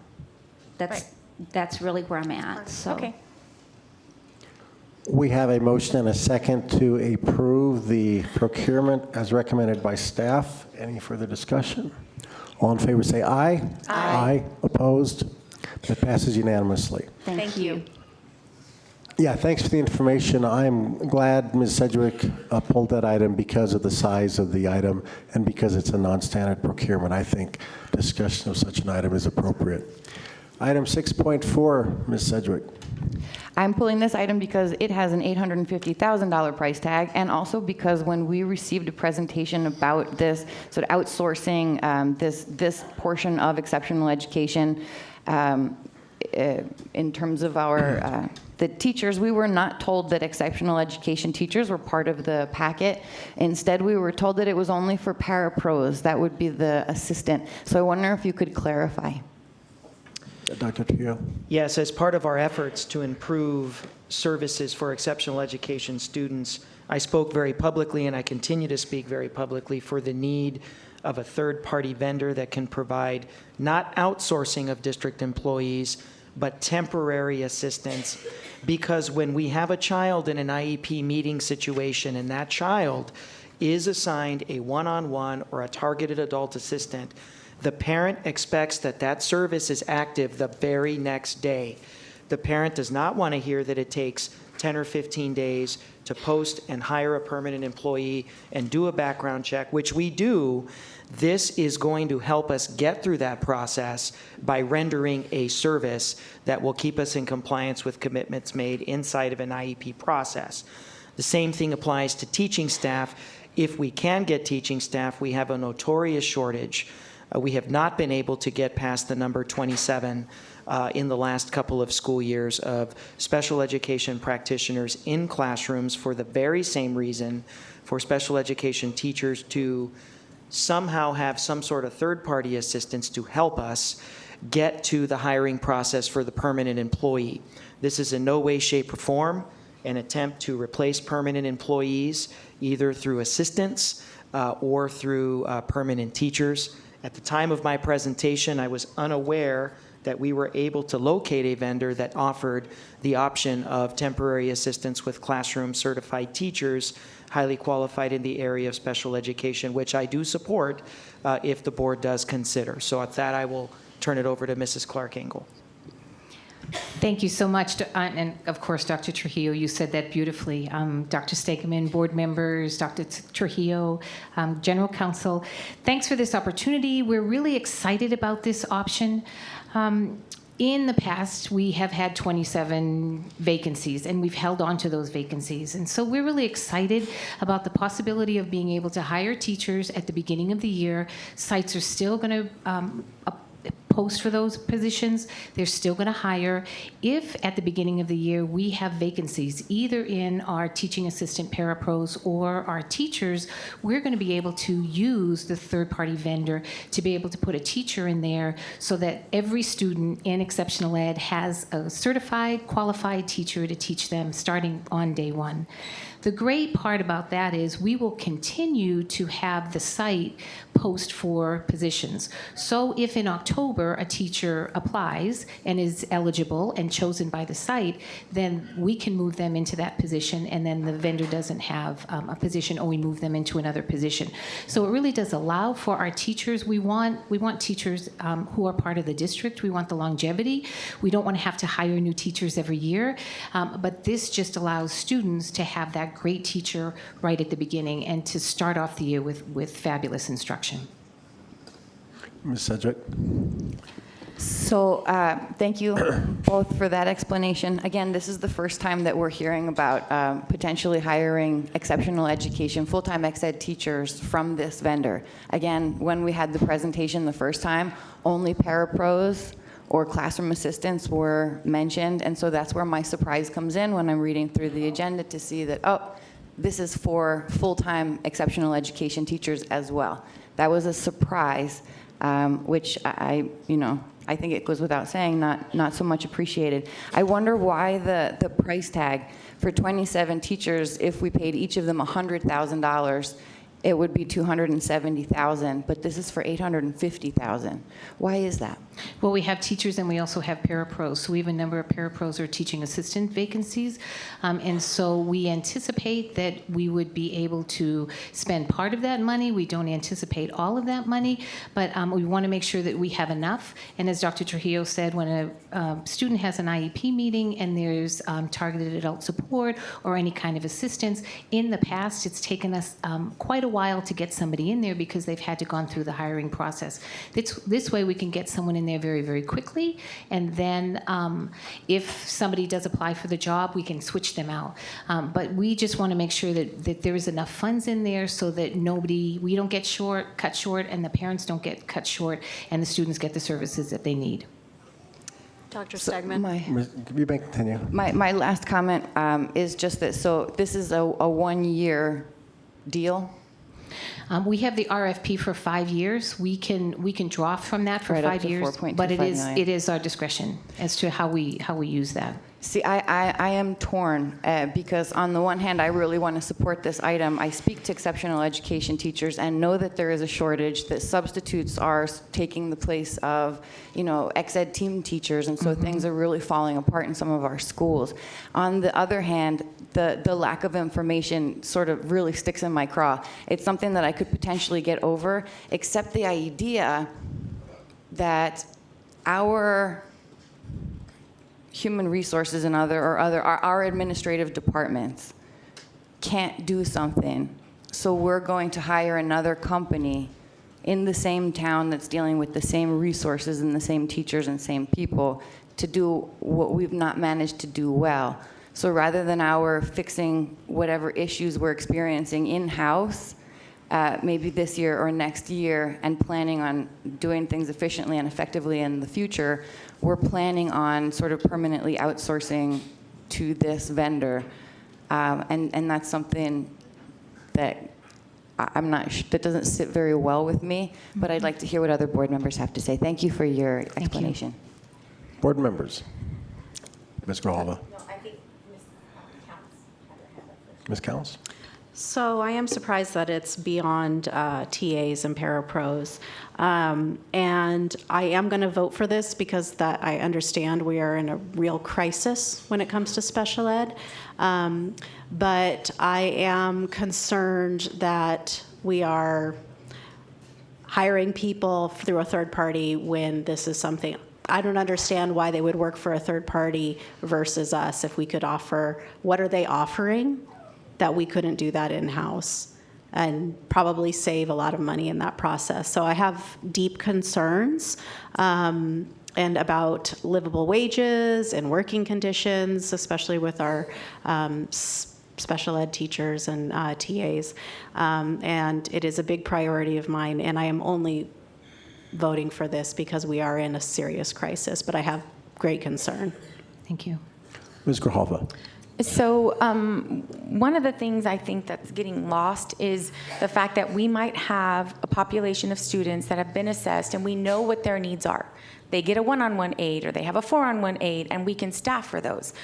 The problems lie when we have students that come in kind of late registering and they're going through this assessment process. We have students going through it now. So conceivably, the school year could start and then we have the IEP meeting and it's like, oh my gosh, this student needs a one-on-one aid tomorrow. I don't care how amazing HR is, getting someone fingerprinted, go through their references, putting out a posting, that whole process. If they were to say, look, I'm going to hire that person right there without a process, without having posted the item, without having gone through all of this, we would be criticizing that. And so I think that this is supposed to fill the short-term need. My understanding in my conversation with Dr. Trujillo is that when we have a need, we're going to tap into this resource if we don't have someone that can move into the job, and then we're posting for the position. And so the hope is that we're going to find somebody, but we've had presentations that talk about the needs in exceptional education and the fact that we're short-staffed. And so I want to make sure that if we're student-centered and talking about the needs for students, that we get those things done. And then, if we find the right person and the right fit for this job permanently, ideally, that's what everyone wants. Every parent wants someone consistent. Schools want someone consistent.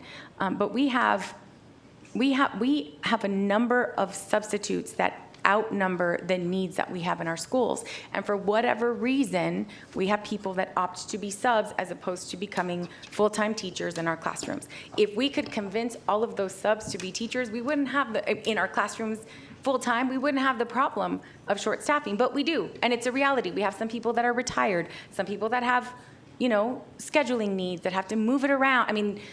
Everyone makes their choices, and I think that for whatever reason, these people that are going to this vendor that we're going to be working with, if this item passes, are opting to do that instead of working for us. I think that we should find out if our pay is not as competitive. My guess is that whatever they charge us, they're going to get a little surplus, so we should probably find out what that is. But I would prefer not to have to do this, but I think that for our students, we have to make sure that their needs are covered. So thanks. Thank you. Ms. Sedgwick, did you have another comment? Again, I think that it's very reasonable to consider this for the TAs, for the teaching assistants, but less so for the exceptional education teachers. Again, however, given the shortage that we're experiencing at the moment and the sort of emergency situation we find ourselves in, I wonder if it's not possible to approve this item for the next year or maximum 2 years instead of putting a $4.25 million limit on it. Dr. Teo? Yeah, I join everybody up here. This is not the preferred way to go. This is not our number one choice. We're not saying anything that the public has not heard us speak to before. We are in a crisis. I think if we're going to talk about HR's inability to fully staff special education teachers in a district this size, we need to talk about Phoenix Union, Scottsdale Unified, Flowing Wells, Sunnyside, because no major district is able to fully staff 100% every single special education practitioner that's needed in the system. It is a statewide, it is a nationwide issue, an area of shortage. Similar to math teachers, what we see. That's not to say that we don't have improvement. Absolutely, we do. But the situation that we have found ourselves in the last 3 years is that we are not moving the needle on special education teacher vacancies. We embrace that challenge. We embrace it looking at things differently. We embrace the opportunity to talk with TEA about different compensation opportunities for SPED teachers. We'll continue to do that. But as Mrs. Grijalva stated, we have a responsibility to deliver services to children first. And we have 7,000 students with disabilities disabilities. We are Southern Arizona's largest district with regard not only to total student count, but with students with disabilities. We're not seeing increased funding from the state of Arizona, and I encourage this board to really consider this. And I am totally in agreement with Ms. Sedgwick. We come back in a year, we should show some improvement, and my goal is to show improvement to the extent that we don't need this in a year. I would love that. So we've had extensive discussion. I'll go ahead. I do appreciate Ms. Sedgwick pulling this item. I think that the price tag over $4 million over 5 years and the subsequent board discussion indicates that this probably should have been on the regular agenda. I'm glad it was pulled. I'll move that we approve the award as recommended by staff, but with the stipulation that this come back to the board within a year. The board does have the statutory right to cancel such a contract at the end of the year. So that right already exists, but I'll make the motion unless Mr. Ross decides to correct me on that. I'm sorry, I was just going to note that this would only be a one-year contract, and it's subject to 4 renewals, so it's only a one-year deal. Right, which is somehow what I'm trying to say. So this is that we approve the procurement with a stipulation that within a year this come back to the board for reconsideration for the 2020-21 fiscal year. I'll second. Is there any further discussion by the board on that motion? Dr. Stegeman. Ms. Grijalva. Would you be willing to say possible reconsideration as opposed to reconsideration? Well, to me, sure. I mean, reconsideration implies. If there is no action, then, I mean, we're going to I think it's a good idea for us to look at this item, but I don't want to have to vote on the issue again, considering that this contract is for a 5-year contract. I mean, I think that we should talk about it, and if we want to pull it, we can, but if you say reconsideration automatically, then that might prevent some services closer to the end of that meeting from some students from getting the services that they need. Well, that would be the board's judgment. Why don't I say that it will come back to the board as a study action item within a year, and then the board can dispose of it at that time as it sees fit. Does the seconder accept that? I do. Language? Any other discussion? Let's have a roll call vote on that. Ms. Sedgwick? Yes. Ms. Counts? Yes. Ms. Foster? Yes. Ms. Grijalva? Yes. Dr. Stegeman? Yes, that passes unanimously. Thank you very much for the information. Thank you. So we are now into the main part of the agenda. Ms. Grijalva, did you have a? Nope, there was one more. 6.5. 6.5 and 6.9. Oh, excuse me. I guess I was being too optimistic. Thank you. 6.5, Ms. Sedgwick. Was pulled. You know, in the interest of time, I wonder if board members would be willing to postpone 6.5 for 2 weeks. My issues are just simply the way votes were counted up. I noticed there's just a little bit of inconsistency whether someone who recuses themselves is a 0 or a 1 or a last one. When people are present, when they're not present, rather than go through everything that I found here, I wonder if the board would accept postponing the item for 2 weeks. Ms. Sedgwick, if we did that, would you be willing to work with Mr. Ross to come up with a revision that you would propose that the board accept? Absolutely, and I would be willing to do that sooner than later so that the board has plenty of time to look at the minutes, at the things I fix. Board members? I hear no motion, so we will implicitly say that will come back in 2 weeks. All right. Sorry, I forgot that we had pulled those after that long discussion. I pulled 6.9. 6.9, this is the last item that was on the consent, is to change the start and end times of a couple of special meetings that the board previously approved on, well, I didn't bring the item, but it's straightforward. I'll summarize it on April 30th and May 21st. April 30th and May 21st. And I'll let the board members who brought it explain the rationale. The reason I pulled it is that we are chronically short of time we are not getting through our agendas. We have very big items left to resolve this spring, including the budget, some probable discussion on the a student discipline policy, employee contracts. We are behind in some important property matters that have been postponed for weeks, and so my request is that the board, if we advance the start time of this meetings by an hour and a half and bring them into normal working hours, that we add at least a little bit of time at the end so that these become, we can append a half hour or an hour to the meeting in consideration of the earlier start time. Dr. Trujillo. Did you want to? So that was my request, just that if we're going to start the meeting earlier, maybe that gives us a chance to add a little to the end. I think starting a little bit earlier is definitely a preference on our end, but we also want to be sensitive to the board members and their commutes and their job schedules, and certainly an earlier start time would help us get through more stuff, and it would be nice to extend a little bit at the end to be able primarily to get to some items. We do have an abbreviated executive session that most days we only get an hour. Time at the end could certainly be used to address some of those exec items that we usually can't get to sometimes. Dr. Stegman. Ms. Counts. So I brought this item forward with Ms. Grijalva, and because precisely for what you're talking about, that we start earlier, and we always have the option to extend the meeting during the meeting. I'm hoping that we don't need to extend time and we can continue with the 3 hours that we were allotted and get done in a very focused and productive way what we need to get done.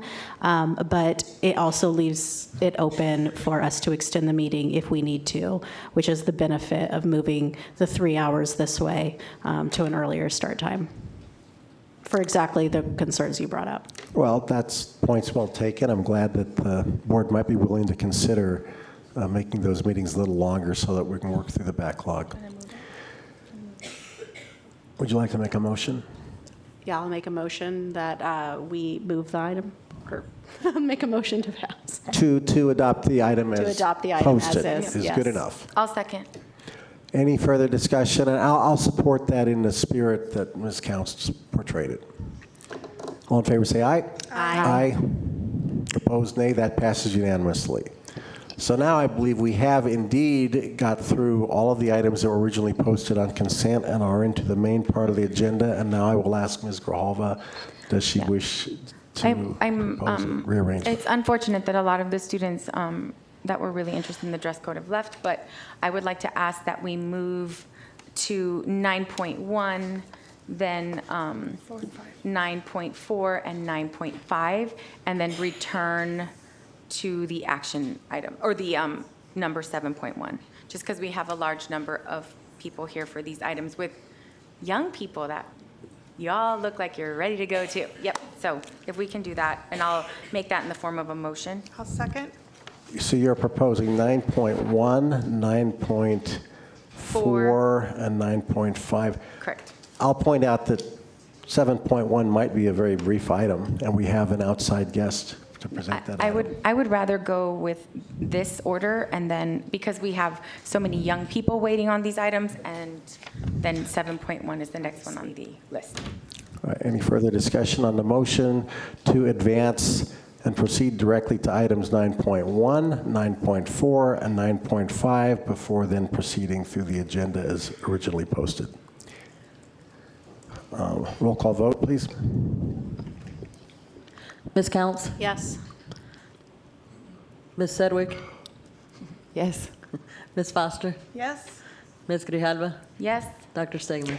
No, that passes 4-1. We proceed to item 9.1. Which is the revision of the student dress code. This is the second reading in the sense that we adopted a proposed change. It went out for comment for the 60-day general period we've been using, and now it has come back after that comment period. Ms. Grijalva initiated this item, so I turn it to you. So based on some of the comments that were made by students, specifically at the call to the audience, I'm wondering if the board would be, would support changing the second paragraph where it says the board is aware obligations, blah, blah, blah, to the ASBA model language. their very first paragraph, which says, "The board recognizes that each student's mode of dress and grooming is a manifestation of personal style and individual preference. The board will not interfere with the right of students and their parents to make decisions regarding their appearance except when their choices affect the educational program of the schools or the health and safety of others." That, I think that it better summarizes, as opposed to the second one that says minimize opportunity for student distraction, because I think we heard very clearly that they're saying that their bodies are the distraction. And this basically is saying that if it interferes with the educational program, then we might talk about it, but otherwise, we're going to leave it alone. Dr. Stegman? Ms. Foster. Could we just scroll down and see the proposed item as presented this evening?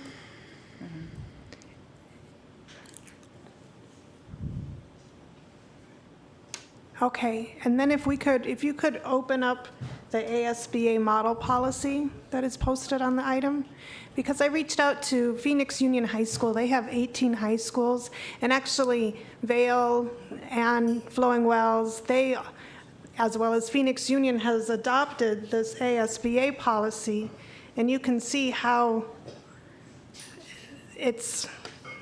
there we go, the last one there. And I think this is an example of the difference between policy and regulation.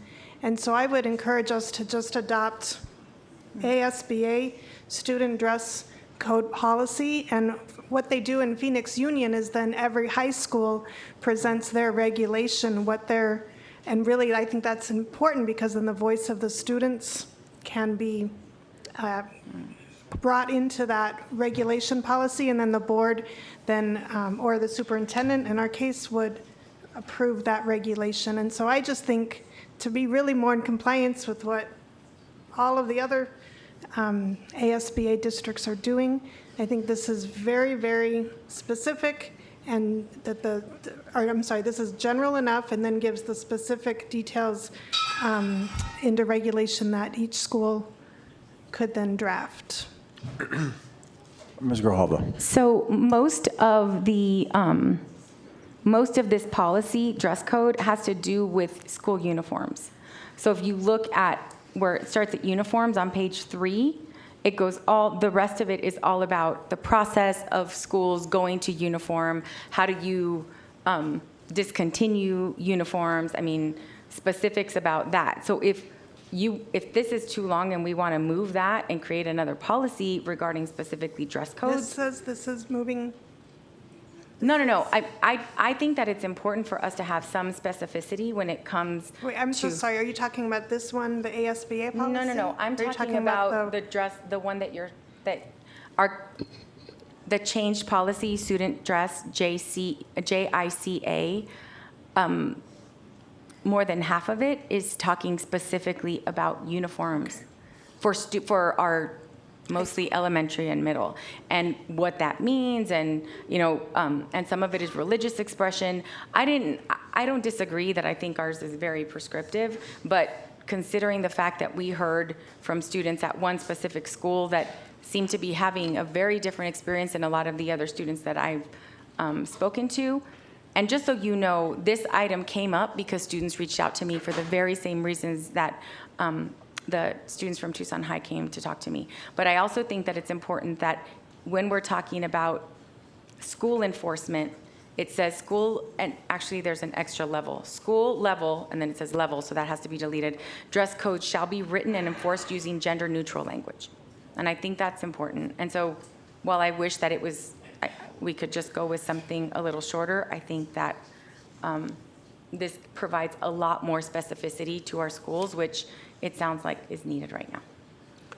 So, Ms. Grijalva, as I understand it, your proposal, which does not yet exist as a motion, was to take what was posted and substitute the second paragraph with the text that you read into the record. Right, the first paragraph of this ASBA model language. Right, right. Okay, so I would like to ask Mr. Ross, is there any conflict between this second paragraph and any of the other text of the existing policy? And I'm looking at the language that says the board in what Ms. Grijalva is proposing, the board will not interfere with the right of students and their parents to make decisions regarding their appearance, except when their choices affect the education of the schools or the health and safety of others. Is that a statement that is strong enough to be in possible conflict or perceived conflict with some of the other items in our policy, such as concerning uniforms, in your judgment? And I'm not trying to put you on the spot. If you're not ready to answer that question, that's fine The too. educational program of the school. Well, as a policy statement,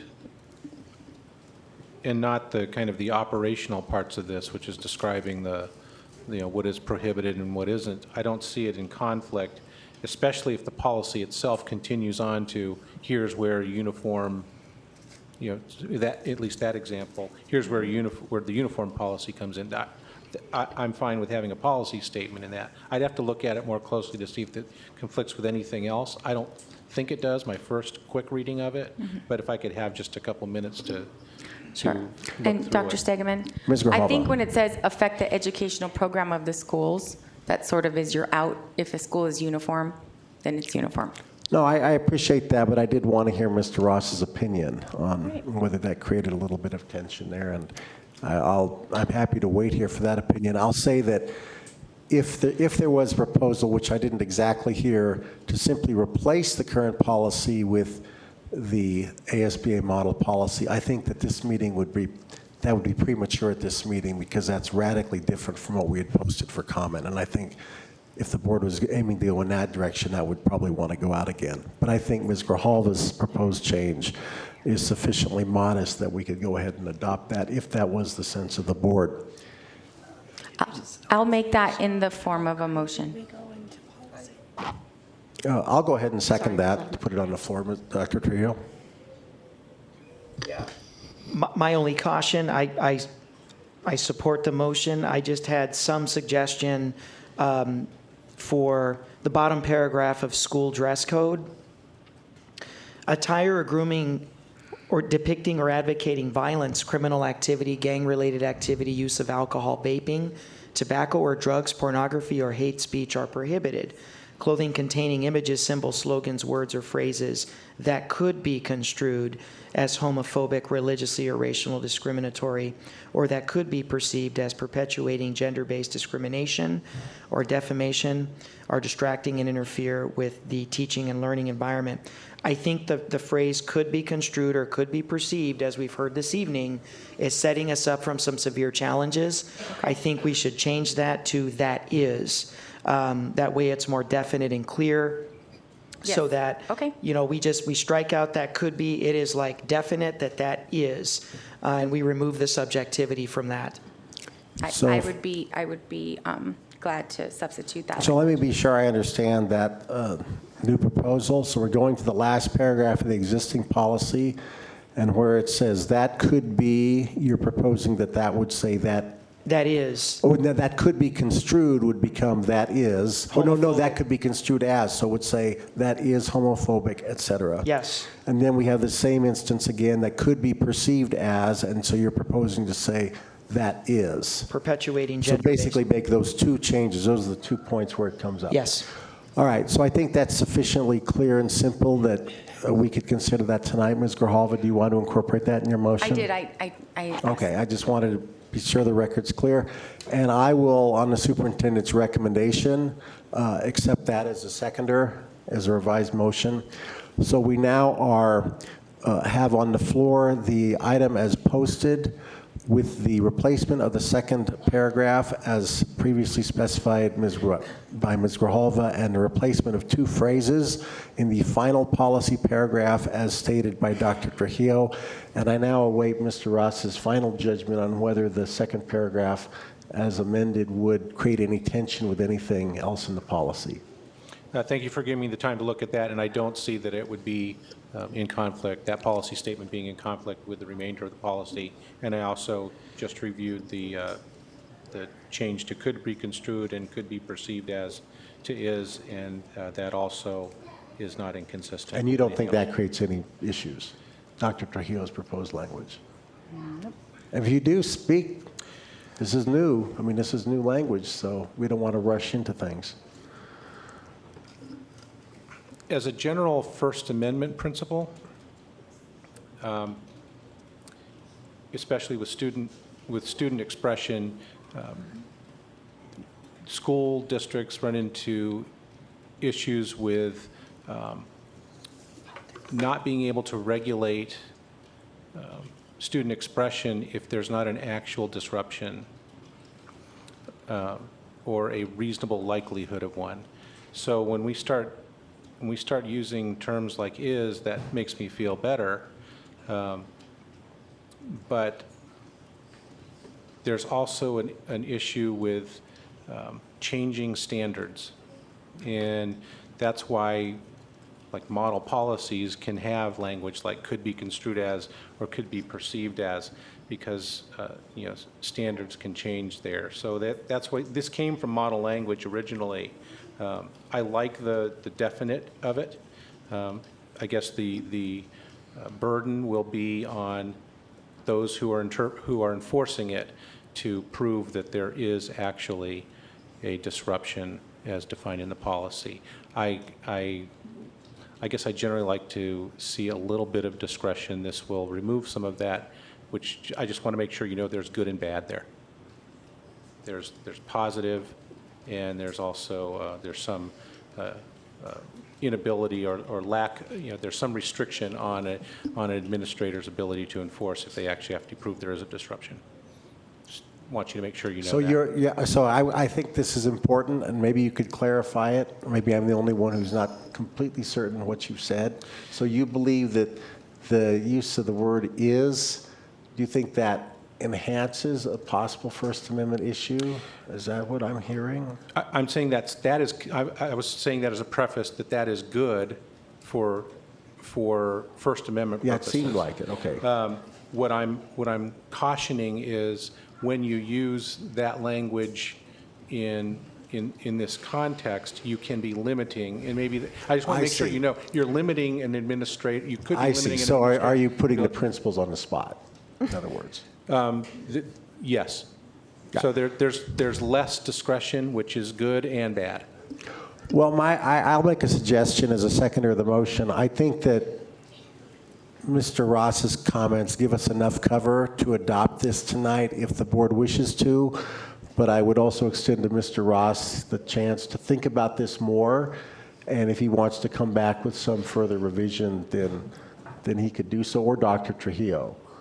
How do you, I guess I should be asking Dr. Trujillo's final opinion on this. I mean, you proposed that language. Yeah, and this has come with much thought, much discussion with principals, and a lot of our principals, especially, and at this point it doesn't matter the gender, because we see the hesitation, whether it's a female assistant principal addressing a male or it's a male assistant principal addressing a female. Our administrators want more than anything else with the dress code, they want clarity, they want specifics. And I haven't met one that wants to be on their own making a lone decision about what could be considered homophobic and what could not be considered homophobic, or what could be considered religiously intolerant and what's not. I think that puts them in the kind of situation that I think we're seeing with the particular high school that was mentioned tonight and called to the audience.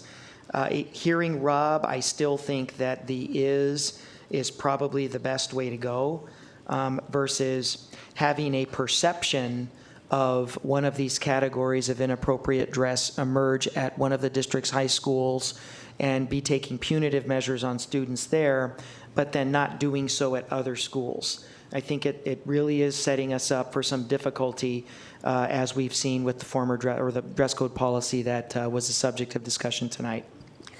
I think that if we adopted the revision as on the floor, you could feel free to craft regulation to clarify its meaning. Is that fair, Rob, even if the policy does not explicitly refer to such regulation? Yes, and actually that is being worked on anyway. So. Good. Well, I think then that makes sense. I think it would make sense to clarify what is homophobic, et cetera, in regulation to relieve principals of that burden, potential burden. So we have a motion on the floor. Any further discussion, comment by the board on the proposed revisions to the previously adopted revision. Ms. Sedgwick. Can you just summarize for us one last time what it is that we're going to be voting on? Yes, we are voting on the policy revisions as posted, except that Ms. Grijalva has read into the record a different second paragraph, which lines up exactly with the first paragraph of the ASBA model policy. So I think that's clear. And Dr. Trujillo has read into the record the substitution of two phrases in the final paragraph, removing construed as in essence and simply saying is, that things are prohibited that are in certain categories. But that was, I think, read clearly into the record and there's no ambiguity. So that's it. Any further comment or discussion from the board? And this is final adoption then of this policy. All right. All in favor say aye. Aye. Aye. Opposed? That passes unanimously. Hooray. Thank you. We move on to 9.4, according to the board's revised sequencing, the school plant fund project recommendations for 2019-2020. Dr. Trujillo. Yes, this is something that we do on a yearly basis. We've just recently memorialized it in policy where we will be coming forward with a list of projects, largely deferred maintenance, largely around infrastructure and security, that we will be requesting that the board draw down its self-imposed 20% as what the board tries to achieve with its plant fund expenditures every year, and bringing forth the list of recommended projects. Our interim chief operations officer, John Meir, for your consideration this evening for the 1920 school year.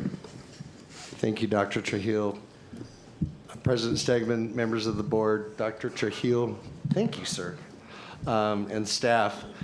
Thank you guys for your time tonight, and you guys know how I feel about plant funds. These are very sacred to, I think, all of us. So what we're in the BIA, you wanted information about our deferred maintenance. So I've asked our staff, and again, I just want to thank my staff. They've done an amazing job getting the data to you. So as we go through these items, towards the end will be our recommendation of the 20%. So, but we also want to let you guys know of the deferred maintenance, and Mr. Ballesteros is going to be presenting that, and we're also going to be talking about my concerns with the white fleet. So with that being said, I'd like to turn it over to Mr. Ballesteros. Thank you. President Stegman, members of the board. So I'd like to discuss, as John mentioned, our deferred maintenance and really start out with a snapshot of where we are collectively as a district.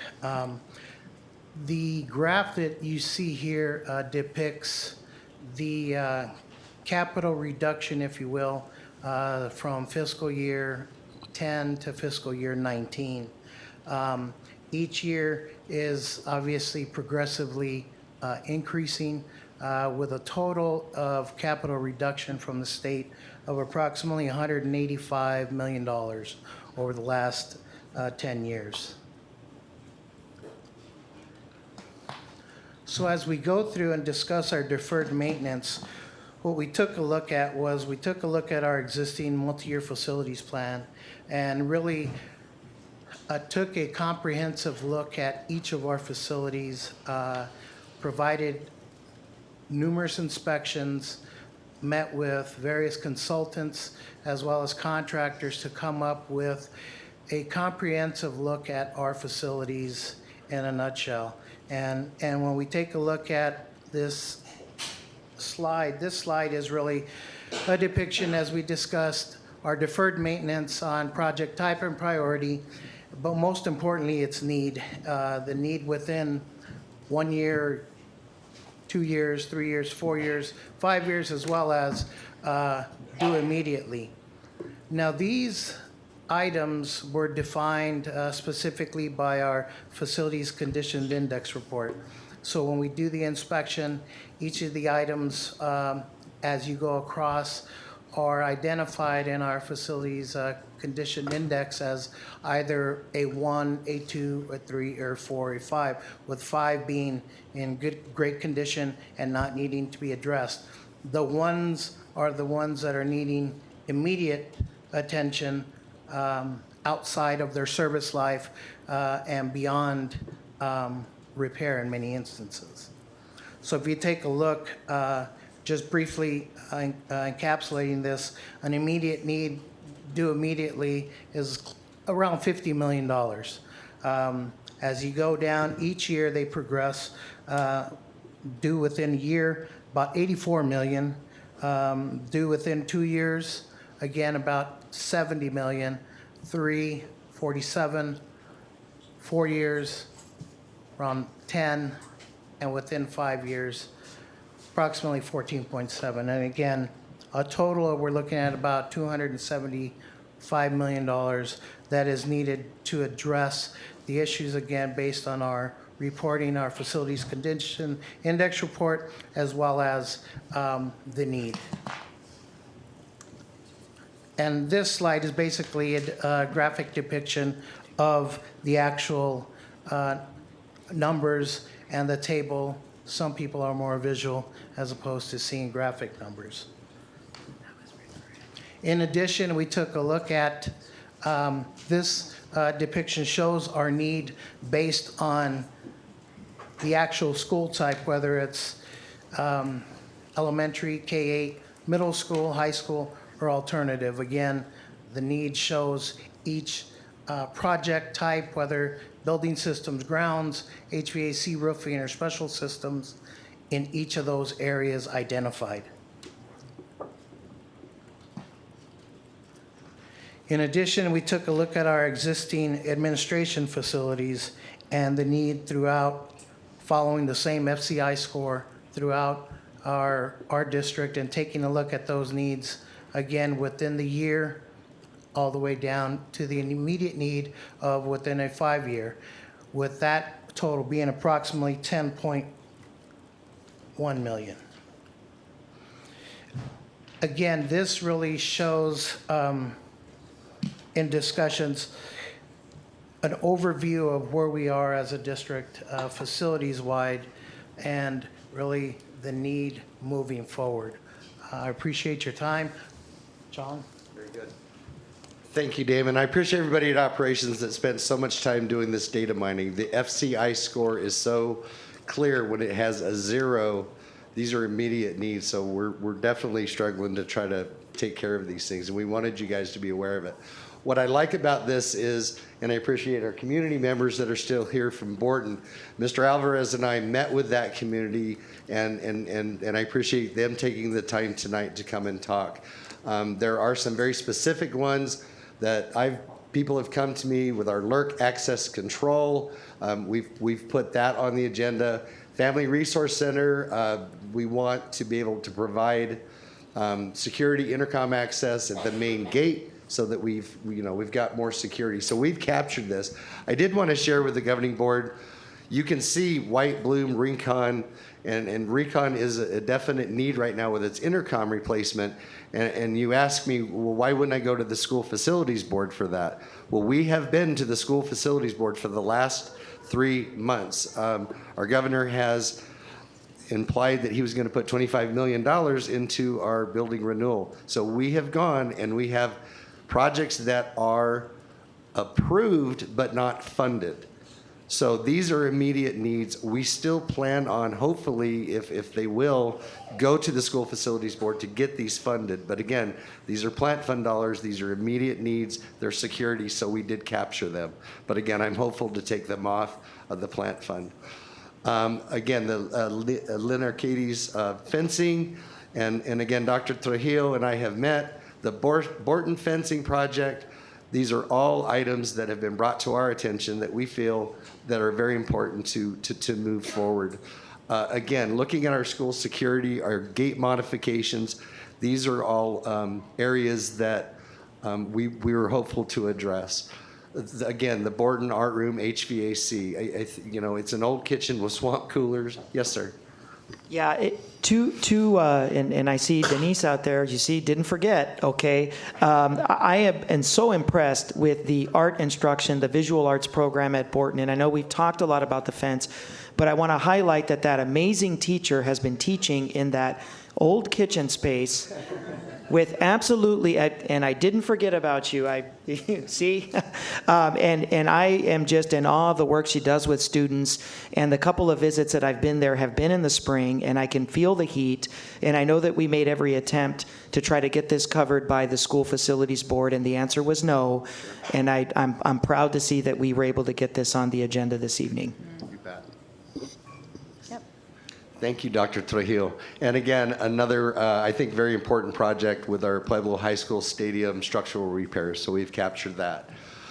I want to talk, and I appreciate Ken and Martha in our transportation department.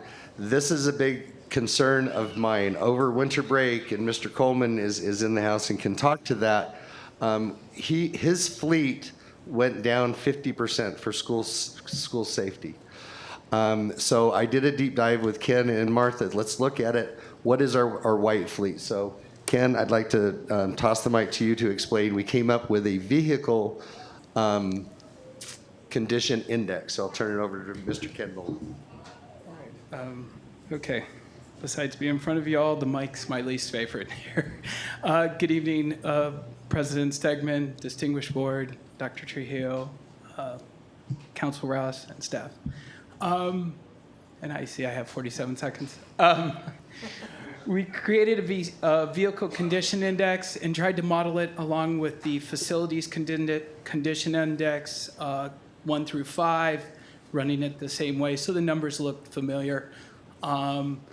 We based 3 factors: life, mileage, age, and the cost of the unit. We weighted age a little heavier. I have staff with experience. I have a gentleman. It's basically off a military type model. And I was advised in the military, they would use age first. And it's about availability of parts. So that's why we did it. As you can see up there, anything under 50,000 is a 5. 175,000 miles gives you a 1. So on age, 20 years would give you 1. So basically, if you have a 150,000 mile vehicle, 15 years old, the cost per unit at a 1, you end up with a 3 vehicle. The average, that's middle, that would be our goal or our bottom line goal. So usually I talk about the whole fleet. We own about 680, 700 vehicles. It kind of goes up and down. Mostly we would look at buses.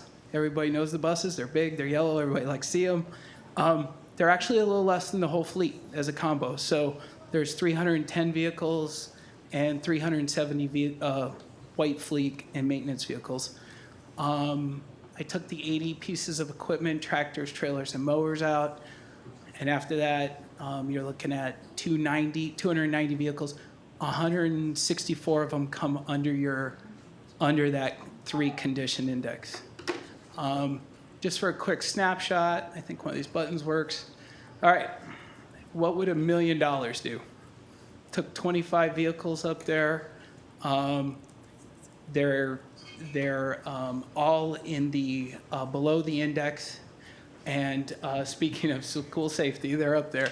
First 4 vehicles are cars. And to show you how the index could work one way or the other, car 119 at the top, school safety vehicle.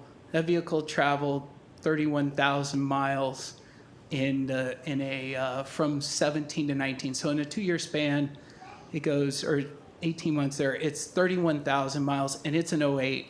It has 215,000 miles on it. So that vehicle's high in maintenance and the next 3 are right behind there in school safety for their mileage and years. 12 of those trucks are just maintenance trucks every day. They help support every initiative and everything I've heard you talk about all day, from putting up a fence for the Bell Project to getting to HVAC at the school, the swamp cooler. We support all those missions to getting the plumbers. At the bottom, I have 9 vans. Our fleet does not own a vehicle with less than 100,000 miles in it in a van. What do those vans do? Those vans help the schools provide transportation to functions that transportation might not normally be able to handle or get to. So they want to be somewhere at 8 a.m. They have an event at 8 a.m. It's easier for possibly an administrator or a teacher to use a van to transport a small number of vehicles. It gives us flexibility at the school level to get us to events. So I put 9 vans in there because I believe every high school needs a new van. I'm way over time. Question? Very good. And I did want to share, he had one job. He had to see the mariachis, you know, and Dr. Trujillo made that point. We've got a beautiful group. Yeah, you're in trouble. But you know what I mean, to where we want, and there's so many amazing programs. And I love that what Ken and Martha have done, and again, under Dr. Trujillo's guidance, that we've got these brilliant programs. And we've got the mariachis coming out of an old 1970. I mean, we want to celebrate these, and we want people to be safe. So again, if you have any questions, I appreciate your time. Yes, ma'am. Of the white Oh, Ms. Golbisher. Yeah, of the white fleet, how many of these are school specific as opposed to central? You mentioned the 9 vans. So the plan would be with those 9 vans, they are not the 9 vans at the school, but they would Okay. be the best to replace and then move those vehicles from the schools into operations or to other needed Okay. programs. So it would be the best plan to do that. Yeah. Well, and I think it's interesting because you're talking about the age and the number of miles. I'm like, they could be talking about my van because mine is just like that too. No. And yes, van 98 on that list is the mariachi van for Pueblo. They get out of it. It's a 1993 model van. Well, it breaks down all the time. Thank you. And they're on the side of the road and the paint's chipping off. And I'm like, and here's our amazing student mariachi. And we have, I mean, they're all over. Tucson High has the same situation with their vans. And so I think that I just wanted to highlight what was going to be supporting specific sites as opposed to central because, you know, we'll get some pushback with some of these. I know that school safety, we need vehicles So for of the 25, operations. that was the split. 9 would go directly to the school. School safety helping to do that. Okay. Thank you. Board members? Can you go back through the slides? Yes, sir. And we also have Mr. Bryant Odine here in case, you know, we brought the whole team. If you had specific questions. So I guess my question, Where would you like me to stop? maybe didn't appear on this particular set of slides, on something else we got. Anyway, it doesn't matter. My question was, there was, unless I misunderstood, 300,000 plus allocated for a solar something item which I did not completely understand from the board materials we got. Yes, sir. So I asked that be removed. I think that's an executive session discussion about a possible real estate issue that we have pending with one of our structures, and I think it's more appropriate to give the board a briefing in exec before. So that's not part of the proposal tonight? No. All right. If that expenditure is something that would come to fruition, these funds would not be targeted for that. All right. Board members, questions or comments? I'd like to move the item, Dr. Stegman. I'll second. So we have a motion and second to adopt the school plant fund spending plan for the upcoming year as presented by staff. Discussion, Ms. Sedgwick. I have I think a couple of quick questions. So I wonder if the board, and it's very possible we have received information about the specific projects. I see that every school needs something. Yes. Do we have that information in our email potentially, or it would be helpful to know what the list of all of the possible projects are? We would love to give you that list. Absolutely. Is it huge? Yeah. Yep. It is, but I think it's information that our governing board needs. Yeah.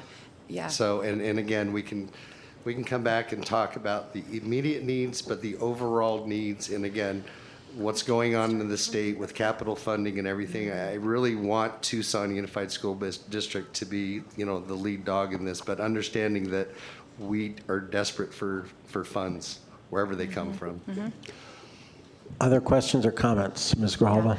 I do want to say in the area specifically under additional security needs, when I went out to Borton to do Love of Reading, I walked through there and had a student give me a tour, and I saw everything that you guys were saying. Someone was actually in the facility, within the fence. And then specifically at Lenorquidis, those fences are so low that just someone with long legs can just get on over and get right into your campus. So it's not just about, it would look nice if it was all uniform. It truly is a huge security issue. And so I'm glad that these are here.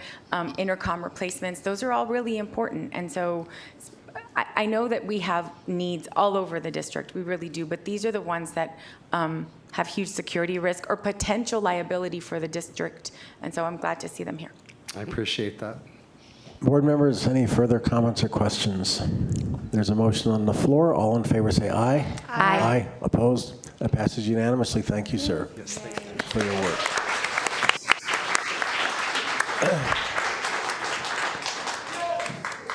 Thank you for coming. Thank you. Yes, thanks for all the people who spoke so eloquently about the Borton situation. Item 9.5, the proposed third grade addition to Johnson Primary School. Dr. Trujillo.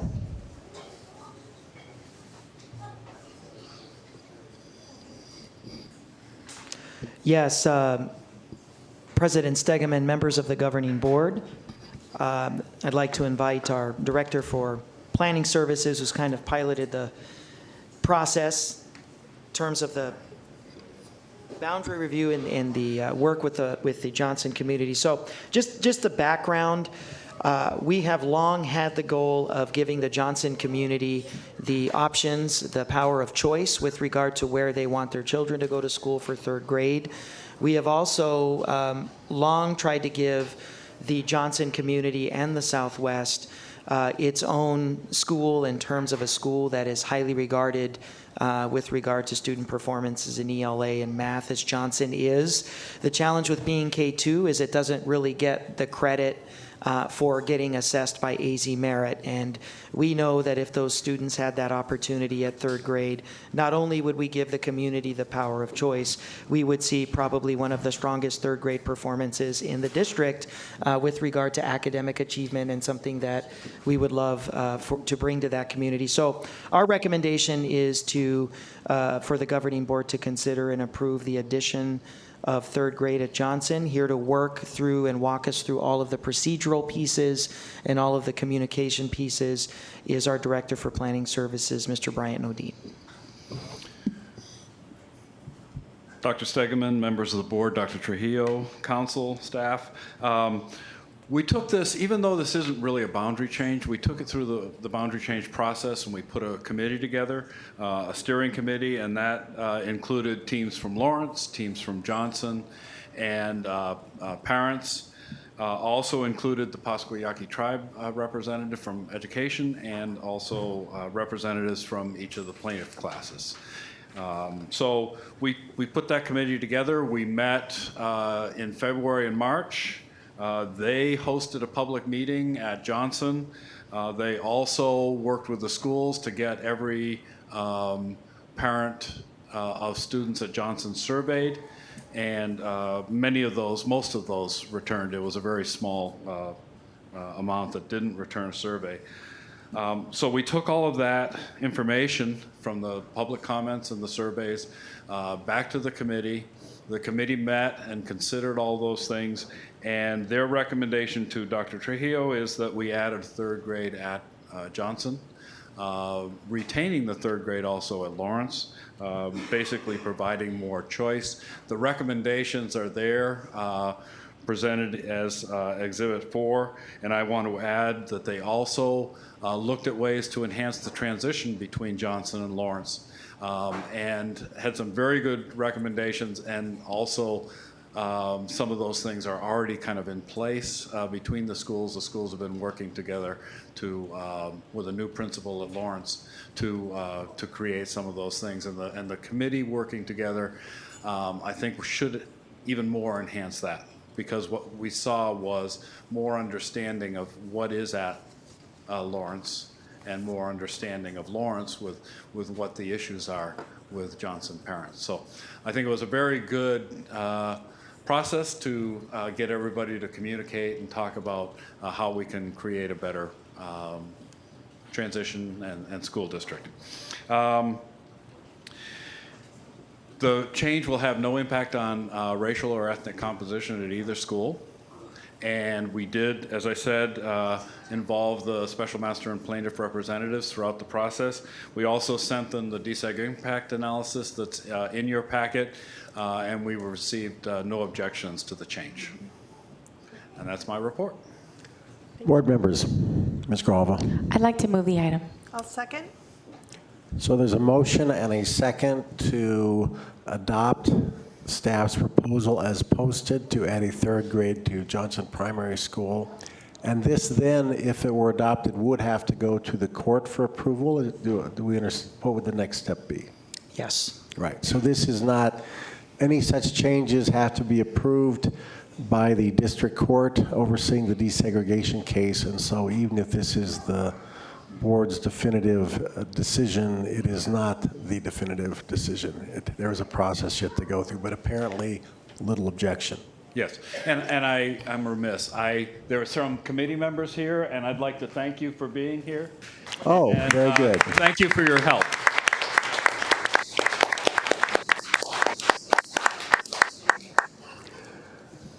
Any further discussion or comment by the board? Ms. Grijalva? Yeah, just really quickly, I want to say that the first time I went to go visit Johnson, that Ms. Cota was there. She's like, so come sit down. I want to talk to you about an idea that this community, as soon as I walked in the door, started talking about.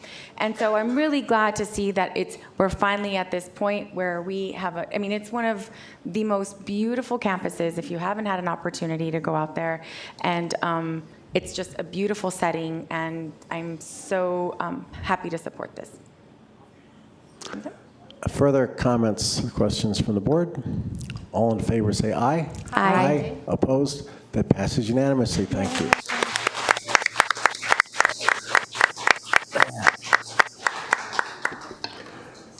So we now revert to the originally posted sequence, which brings us to item 7.1. I'll wait a moment for those who wish to leave. Get those babies home. Did you? Well, let's say 5, but let's hold to it. So it's been requested that we take a 5-minute break. So we will reconvene at 8, and I mean that literally.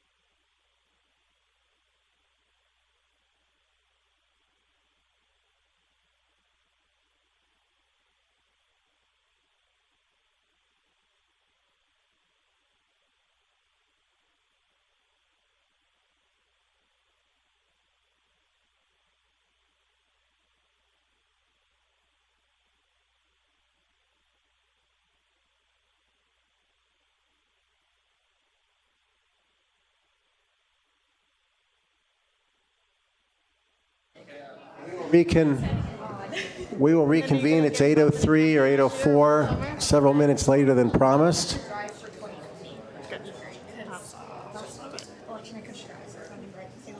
So good to see you. Thanks for coming. We have arrived following the original sequence at item 7.1. If we could, thank you for the quiet. This is Governing Board Policy ACB, revision to Immigration and Discrimination Policy. This is the third reading because at the second reading, there were a number of board comments that indicated the possibility of fruitful revision by the General Counsel. He made those revisions, and those have been posted for the board's consideration. This item originated with Mr. Phil Lopez, a distinguished former member of the Arizona Legislature, and if you would like to come up, sir. And maybe if you're lucky, this will be your last trip on this item. I feel like I'm supposed to be here, so may not be my last. See. Yeah, well, you know, who knows? There might be an opening at some point. Mr. President, members of the board, thank you very much for this consideration. Let me just ask, the blue that I see up there is what's been added since the last time we met? That was a proposal from Ms. Foster. In addition to what that's the only addition since we last considered this, And correct? I think Dr. Stegman reworded some of the part where it says vendors, school, or maybe I shouldn't assume it was Dr. Stegman, maybe it was So Mr. it's Ross. no district employee shall make threats or statements pertaining to a student's or parent's immigration status. Right, that was the part that was a part of a resolution thank you. that we had passed earlier that I So was hoping thank- to include in this. So Mr. Ross took the board's comments and added the language about the vendors and so forth. Right. So that was the general counsel's work. I think he accurately reflected the board's discussion. We posted that. And then Ms. Foster is proposing the language in blue as another potential revision since the meeting. Another addition. Well, and I had brought that up last time, and so maybe it's a question for Mr. Ross, should that not be a part of the policy? The blue part, because we did have the conversation about that line about parents, or about staff not intimidating and harassing students around this issue. Mr. Ross? Yeah, we listened to the recording of this again, and that did not seem to be the direction to add that specific language, but definitely about the vendors. But I don't see any problem with adding that language because, you know, if a staff member were to do that, they would likely be violating someone's civil rights anyway. So I don't see it as inconsistent with law or the rest of the policy. Mr. Lopez, as the originator of this, do you have any objection to either set of revisions to your original revisions, either those that Mr. Ross crafted based on the board's discussion or the sentence that Ms. Foster proposes to add? Well, Mr. President, members, I'm still not clear. Is the part that's underlined there, starting with vendors? I thought we discussed that last time and it was okay with everybody. Yep. So what is added this time that wasn't there last time? This time, we did not have that exact language. Oh, I We see. had general So it's direction. just a different way of saying the same thing? Well, we had not really settled on a single way. We had some discussion, and we threw it to the general counsel for his work, and then he transformed our discussion into those few lines in underlined. Okay, then I have no problem with that. I appreciate everybody's interest in this because I think that strengthens the policy. So I'm absolutely in favor. I have no opposition to And that. do you wish to comment on the sentence in blue that has been added since then by Ms. Foster as a, proposed addition? Do you want to scroll up so that people Scroll can down see so what I can see the blue? Yeah. It's in another document. Oh, sorry. Well, there we go.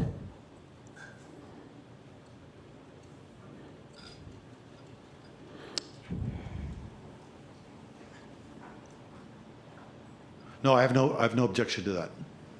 All right, then. I throw it to the board. Ms. Sedgwick? I preferred the other version for several different reasons. For one, in the version that we're looking at right now, these top 3 paragraphs are actually labels in the other version. So the formatting in this one sort of got messed up. And then you see the exception under no duty or obligation to report immigration status except for persons seeking TUSD employment. I don't think that has actually any meaning, because in the other draft, a good part of that has been deleted. And then I also, Which draft? I'm to sorry. get Can the you tell me which draft you're substantive- talking about that you prefer, just so I know what So I'm looking I at? prefer the draft that we had spoken about twice before. Right, the one that the board adopted at first reading and put out to comment. I think that's what Ms. Sedgwick is referring to. And then this is the one that's up on the screen now. And it's Oh. because if you look in the left margin, there's those 3 paragraphs that seem to be the first 3 paragraphs in Ms. Foster's version. Also, that blue language in Ms. Foster's version, I think, opens up to a lot of potential discussion about what's threatening and what's not threatening, and I might perceive something to be threatening that you didn't perceive to be threatening. And then it also said you're not allowed to make a statement about another person's citizenship, I believe. And that seems to me is very, very broad and a little bit silly. I might be trying to help someone get their citizenship and be a parent or an employee in TUSD and still not be violating federal law. So those are the 2 issues that I have with the draft that Ms. Foster suggested we consider.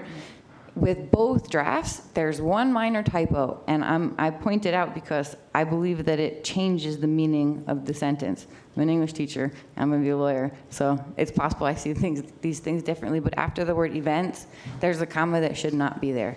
Otherwise, I think this draft really covers everything we want it to cover. It reflects federal law, and I think that it makes clear to our students and employees that they have a right to an education, they have a right to be employed here, where students are free from investigation and enforcement, of their immigration status. So, Mr. Ross, Ms. Sedgwick, then I'll put it back. The rest of the board has raised 3 issues.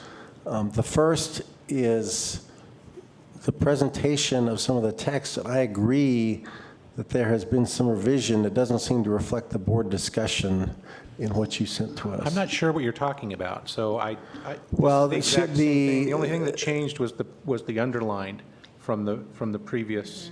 Well, from maybe the last board. maybe it's not substantive, but I do think that certain text that was in the margin before is now not in the margin as summarizing material, but has been elevated to the main text of the Dr. document.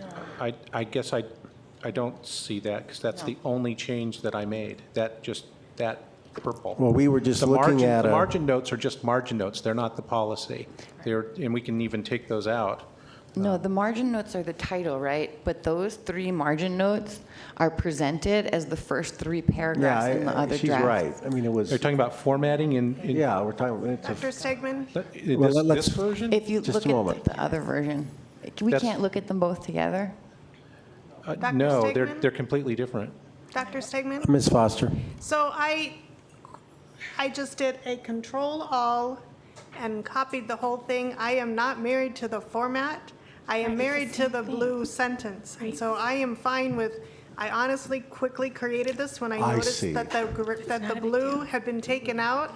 That was upsetting to me. And so for time's sake, I did not recopy the whole thing. I did Control-All, boom, boom, into a new document. And so how it was formatted in this version, I can't believe we're arguing about. I don't care about the columns, but I do want to reiterate that no district employee shall make threats, and if you would like to add the word "or negative statements" pertaining to a student's or parent's immigration status, I think that's important. So maybe Ms. Sedgwick would be open to using the adjective negative to say that negative statements, and of course, we want our staff to help students if they come to them for, to find out about what they can do and with the situation that they're dealing with if they are undocumented. And so by no means is that, I would not want her or anybody else to misunderstand that. And so maybe the word negative would be important to add there. So you're proposing to add the word negative when it says threats or negative statements. That's okay. and then she may have whatever format she wants on how this policy is presented. Dr. Stegman? Ms. Sedgwick. I'd like to go ahead and move the item, the version of the item that you brought forward at the last meeting and at the one before that. Well, so that we have a question of, yes, the formatting thing seems to have been something that was the accidental contribution of Ms. Foster, which she's clarified. I don't think that's an issue anymore. But then the other substantive revision since the last meeting was could we put this at a legible size? One version or the other? Who's trying to do Mr. Ross's version, could we put that, make that? Okay, so scroll up. So then the substantive change since the last meeting was the addition of the underlined text there. Vendors, school resource officers acting under contract with TUSD, volunteers and visitors at school sponsoring events. So, Ms. Sedgwick, are you uncomfortable with that language? Because Mr. Ross added that reflecting his sense of the board discussion. Right, and I don't have any problem with that language. Okay. I think it does reflect the board discussion, provided that it does cover everyone who we have authority over in the district, and I assume that it does because I trust.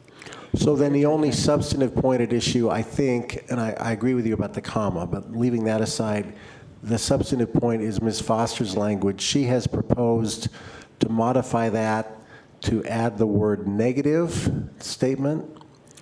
Mr. Ross, first, do you see any legal complications resulting from that one-word change in what Ms. Foster proposed? No, I think it actually makes it better. Okay. So, Ms. Sedgwick, you are disagreeing with that sentence? That's your, I just want to The sentence in blue? Yeah. I am. I think that it is very, very wide in some ways and is far too narrow in others, and it just opens, it's just an invitation for issues. What does it mean? What's a negative statement regarding my citizenship or immigration status? I think that it just maybe takes it a little too far. If that language was taken from resolution, which I'm not sure that it was, but if that's already in a resolution, then probably that's adequate. And as far as our policy goes, I don't think that our policy should be dictating what people are saying to each other on campus. I feel like the First Amendment is somehow implicated, but this policy code, ACB, that is up on the screen now, I think that it's the stronger one. If the rest of the board really appreciates the version with the blue sentence, I'm not going. It's not a hill I'm going to die on. But I don't think that it's a well-crafted sentence. I think that it opens up more room for disagreement and confusion. Thanks. Ms. Grijalva. I think that the sentence in blue, the addition is important. If we're going through this whole thing basically saying this is immigration, anti-discrimination, and you have any staff member or any person working with students that are making comments about a parent or a student's immigration status that makes that student uncomfortable, you need to understand, we live in Arizona, where this is not a very friendly immigrant state here, and when people in positions of power bring up someone's immigration status or citizenship status, that makes people incredibly uncomfortable and nervous. And so if adding this in that basically just says you can't make negative statements or threats pertaining to a student or parent's immigration status, I really don't understand what the negative would be from that. Could we So I would scroll the like to support document? it. I'm sorry to interrupt, Ms. Could we scroll the document so that we can see what we're talking about, to show the blue text? Can I jump in here? The Certainly. blue text does not appear on this version. It was No, I in- understand that. I said scroll and I was incorrect. Okay. It's a different document. My apology. But that is the sentence at issue. Nothing else seems to be controversial. So the sentence, no district employee shall make threats or negative statements pertaining to a student's or parent's immigration status. Let's confine discussion to that point. Other comments from the board on that? Except Dr. Stegman, isn't there a motion on the floor? I don't think so. There was no second? Oh. It Right, died so for a second, for lack of a second? Right now we're without a motion. So I'd like to move the item with the blue line, that last one, that with the word negative, Before statements. And with the original formatting. with the original format. And would you accept to correct that comma, I think, Ms. I Hedges? would, of course, Okay. accept to correct. No, it's just so we're clear. So the motion is to adopt Mr. Ross's, and who was the second? Did I hear a second? I'll second. Thank you. So to adopt the version of the policy that was posted by Mr. Ross with the addition of the sentence in blue, except with one word added, so it says no district employee shall make threats or negative statements pertaining to a student's or parent's immigration status, and finally to strike the comma that Ms. Sedgwick previously referred to at the end of Mr. Ross's text. So that is the motion on the floor. I'll say that I understand Ms. Sedgwick's concern, but to me, the sentence in blue has a sufficiently clear common sense meaning that I'm personally comfortable with it. But, you know, I understand the point, but it seems all right to me. And I think it does address a genuine issue that people should not be talking about this. There's really no reason in the educational setting for people to be talking about that. I don't mind putting that in policy. Any other comments or questions from the board or from Mr. Lopez? After this, we have exhausted you by asking you to come 3 times to our meetings, but we appreciate that as well as your original work. You and others behind you are the originator of this item, and thank you very much. Mr. Lopez? Mr. President and members of the board, I not only appreciate your passing this, but I appreciate your interest in it enough to make it even broader and stronger. So thank you very much. Dr. Ms. Foster? And Mr. Lopez, which was the organization that worked with you on this? Our Revolution, People Demanding Action, and Progressive Democrats of America. All 3 of us worked on this. Thank you. Thank you. Thank you. Very good. I'll ask for a roll call vote on this. Ms. Sedgwick? Yes? Ms. Counts? Yes. Ms. Foster? Yes. Ms. Grijalva? Yes. Dr. Stegeman? Yes, that passes unanimously. Yay.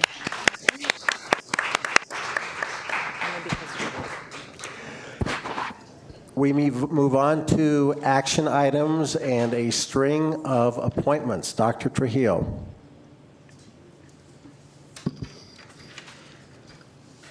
Yes, President Stegeman, members of the governing board, we have a string of administrative appointments this evening. We're very happy to bring some high-quality, very, very skilled, exceptional educational leaders forward this evening. And our first recommendation this evening is to fill the position of Assistant Superintendent for the Santa Cruz region, Region 2.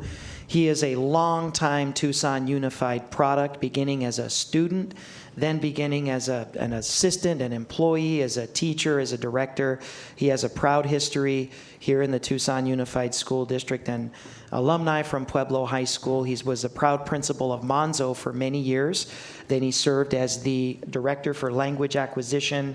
His deep knowledge of dual language and language acquisition has been a tremendous asset to our team, as well as his exceptional customer service skills that he provides to families and students and administrators. So tonight, I'd like for you to consider my recommendation of Mr. Mark Alvarez to serve as the Regional Assistant Superintendent for the Santa Cruz region, which would be Region 2. I'd like to move the item.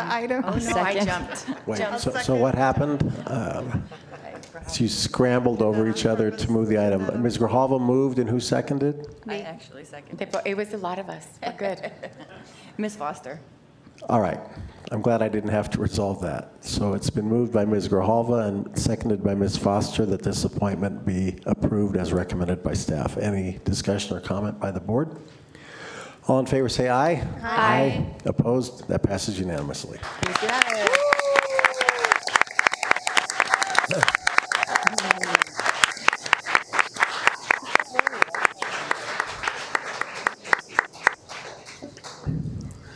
8.2. Our next administrative appointment, we had the recent relocation to Phoenix for Dr. Grijalva, who was serving as our interim director for curriculum development. So tonight I'd like to recommend another longtime Tucson Unified leader, one of our premier math educators. Prior to that, she was a teacher and a bilingual teacher at that before becoming principal, a proud principal for over a decade at Ochoa.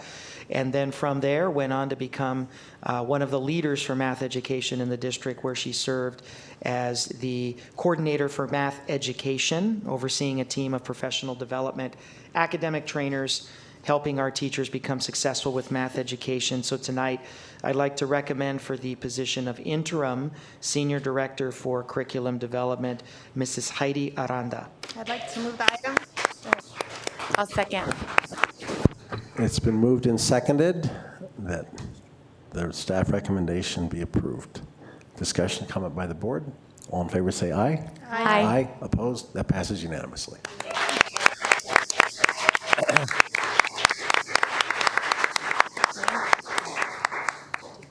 Eight point three. Our next hiring recommendation this evening is also a longtime Tucson Unified product and proud Tucson Unified educator. He was previously working as the assistant principal at Pueblo High School and really stepped up and stepped in during a difficult transition period as its interim principal, and has really been able to bring a lot of people together in a short amount of time. His passion is unbridled. He is at Pueblo day and night and just has such a tremendous spirit and enthusiasm to be a warrior. And tonight I'd like to recommend our recommendation for the governing board to consider for the principal of Pueblo High School, Mr. Frank Rossenhauser. I'd like to move the item. I'll second. The appointment, as recommended by staff, has been moved and seconded. Board members? All in favor say aye. Aye. Opposed? That passes unanimously.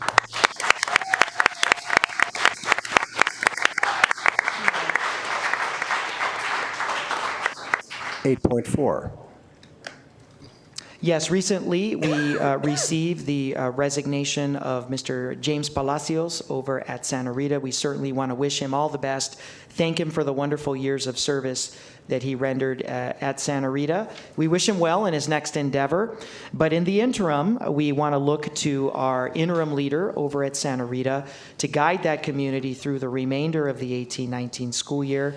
So tonight, we recommend the current assistant principal, where she has been serving since 2018. She previously was one of our professional development academic trainers and a former gifted and talented education coordinator and a former new teacher mentor. She has a background in elementary education and received her administrative credentials from Prescott College. We'd like to recommend tonight for the interim principal position at Santa Rita, Ms. Christy Esquera. I'd like to move the item. I'll second. Staff's recommendation has been moved and seconded. Board members, seconded. All in favor say aye. Aye. Aye. Opposed? That passes unanimously. Yay.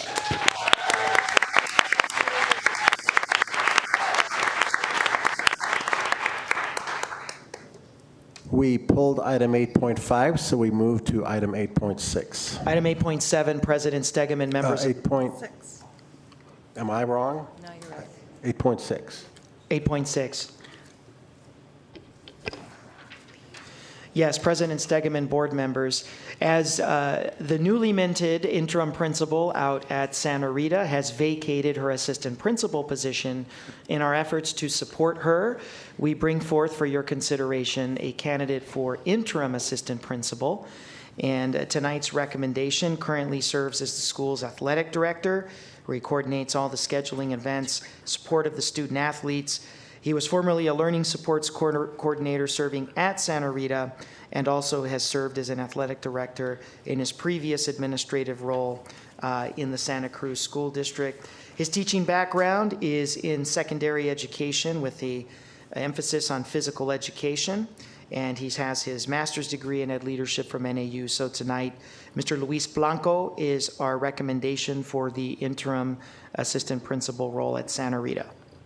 I'll move the item. I'll second. It's been moved by Ms. Foster, seconded by Ms. Counts, that staff's recommendation be approved. Board members? All in favor say aye. Aye. Opposed? Hearing none, 5-0.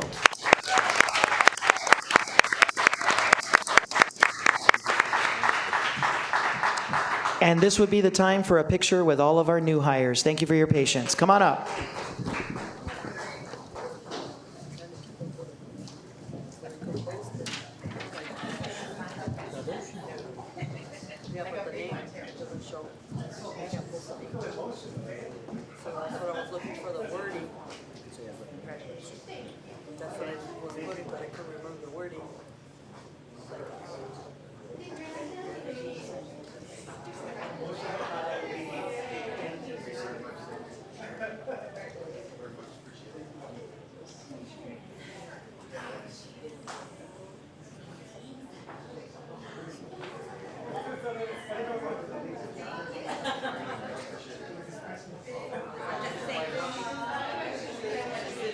Okay.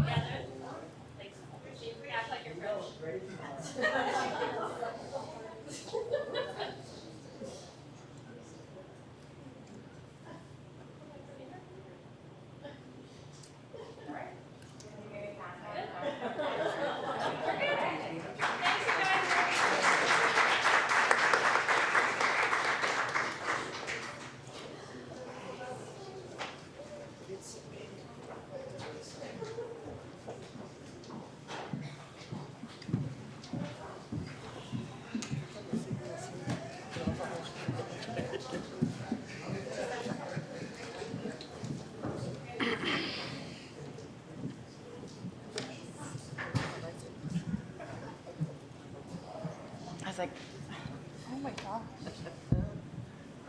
Oh my gosh. sorry. Mark did it. Good job.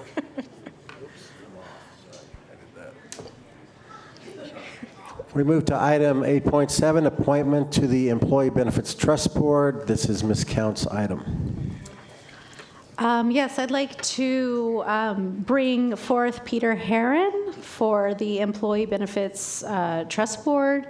He is a longtime TUSD employee, has experience in bargaining for AFSCME, and I am confident in his experience and education that he will be a benefit to the board.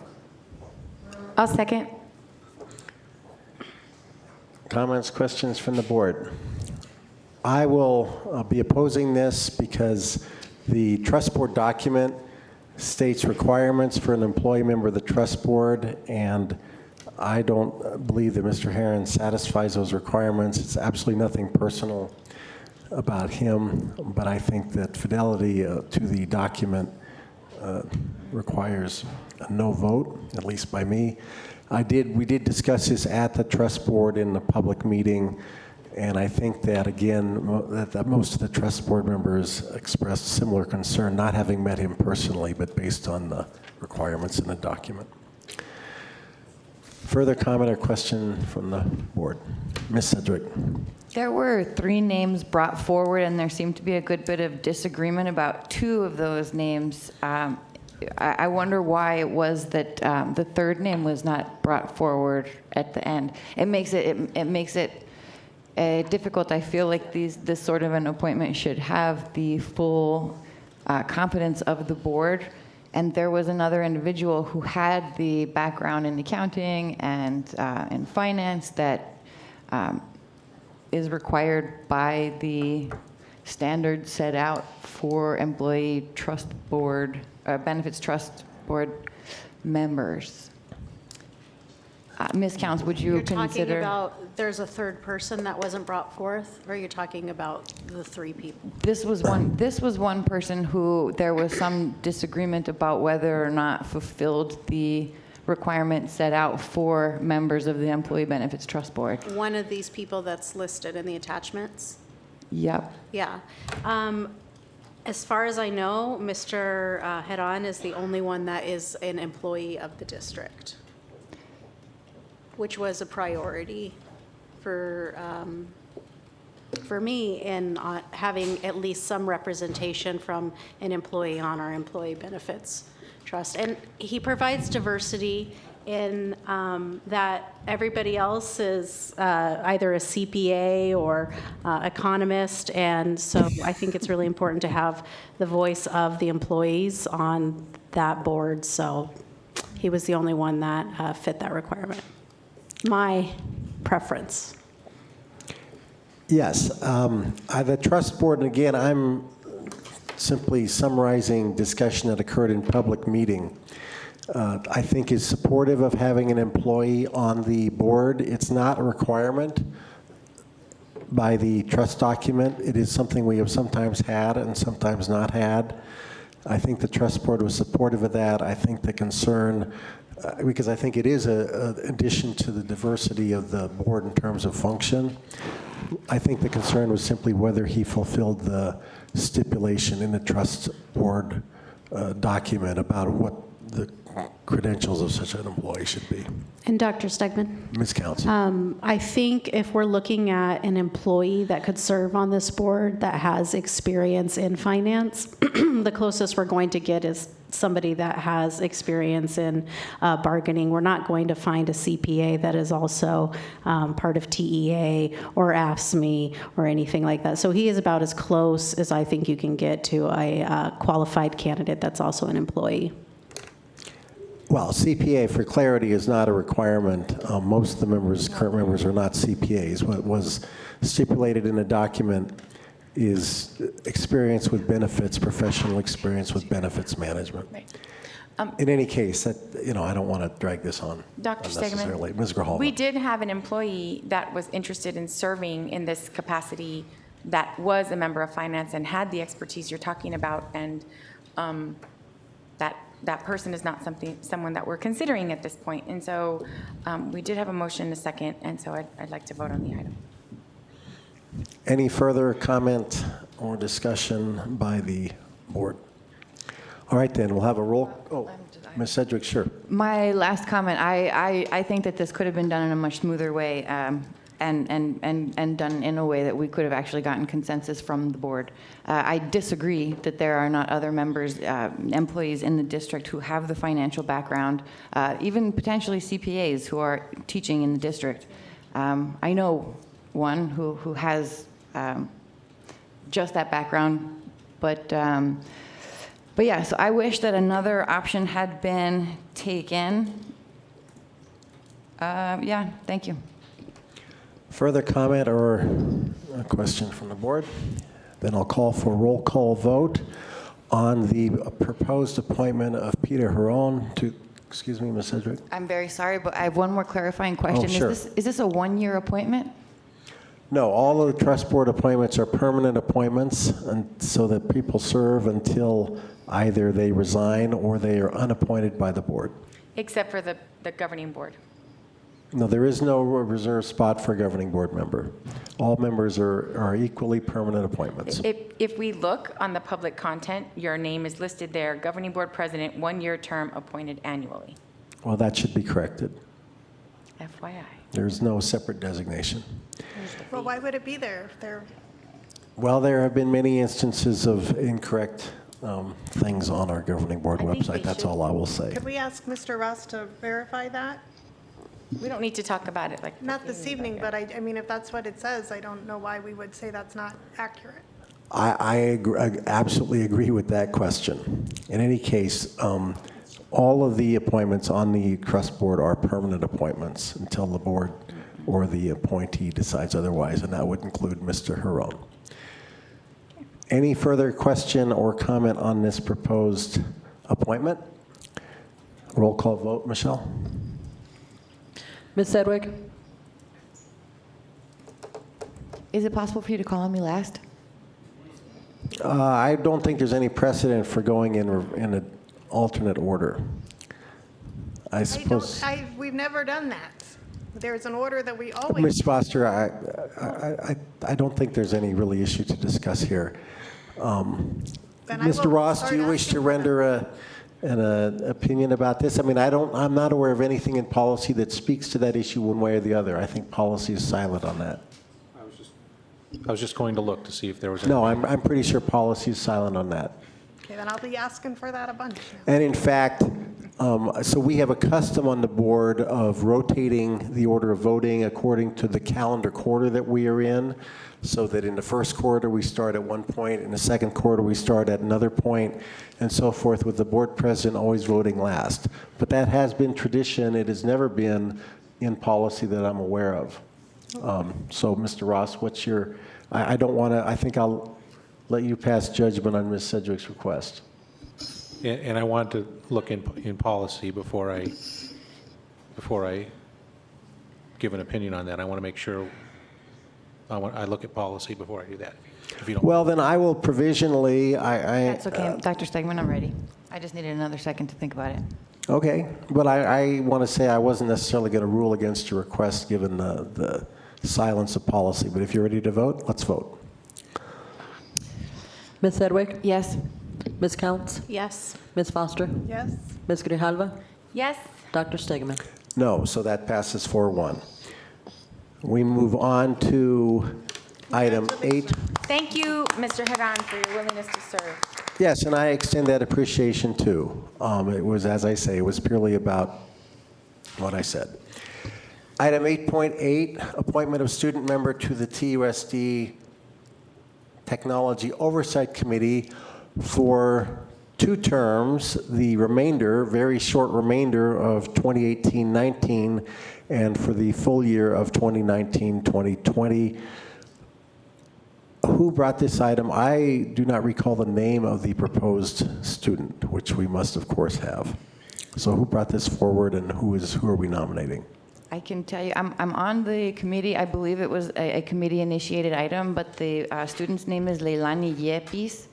And I can tell you, I was at the meeting that she presented herself. She is a very impressive young woman, and she would be an excellent addition to the to the TOC. Is her name posted with the agenda item? It's on her application. It's under executive content, the application, and it is Leilani Yepes. Okay, so and just I want to be sure there's no ambiguity about what we're doing. Are you satisfied, Mr. Ross, that that's clear enough? Yes. The All right. attachment is on the item. All right. So, board members. I'd like to move the item. I'll second. So it is moved and second that we nominate the aforementioned student to serve as student representative on the Technology Oversight Committee through the 2019-2020 school year. Ms. Foster? Dr. Trujillo, this is a student from Pueblo, correct? Yes, a student from Pueblo High School. Okay, just wanted to make sure that we recognize that and thanking Pueblo student for standing up. Certainly so. The student representatives have historically provided good contributions to that committee, I think. Any further discussion by the board? All in favor say aye. Aye. Aye. Opposed? That passes unanimously. We move on to item 9.2, charge the audit committee. This was brought jointly by me and Ms. Counts. Since the last meeting, one word of that proposal has changed to clarify that the proposal was not requesting the audit committee to present financial reports to the board, but simply to suggest for the board's consideration formats and protocols for such reports. So under item at 1A there, we added the word formats. So now it says developing report formats, just for clarity. I made the case for this last time, and rather than repeating what I said at that time, I'll throw it open to the board.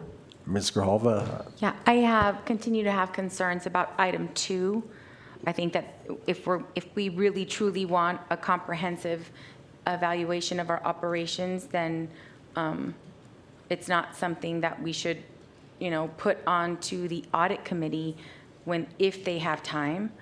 So I would like that whole section removed because I think that it goes way beyond the scope of what the audit committee, we've ever asked the audit committee to do.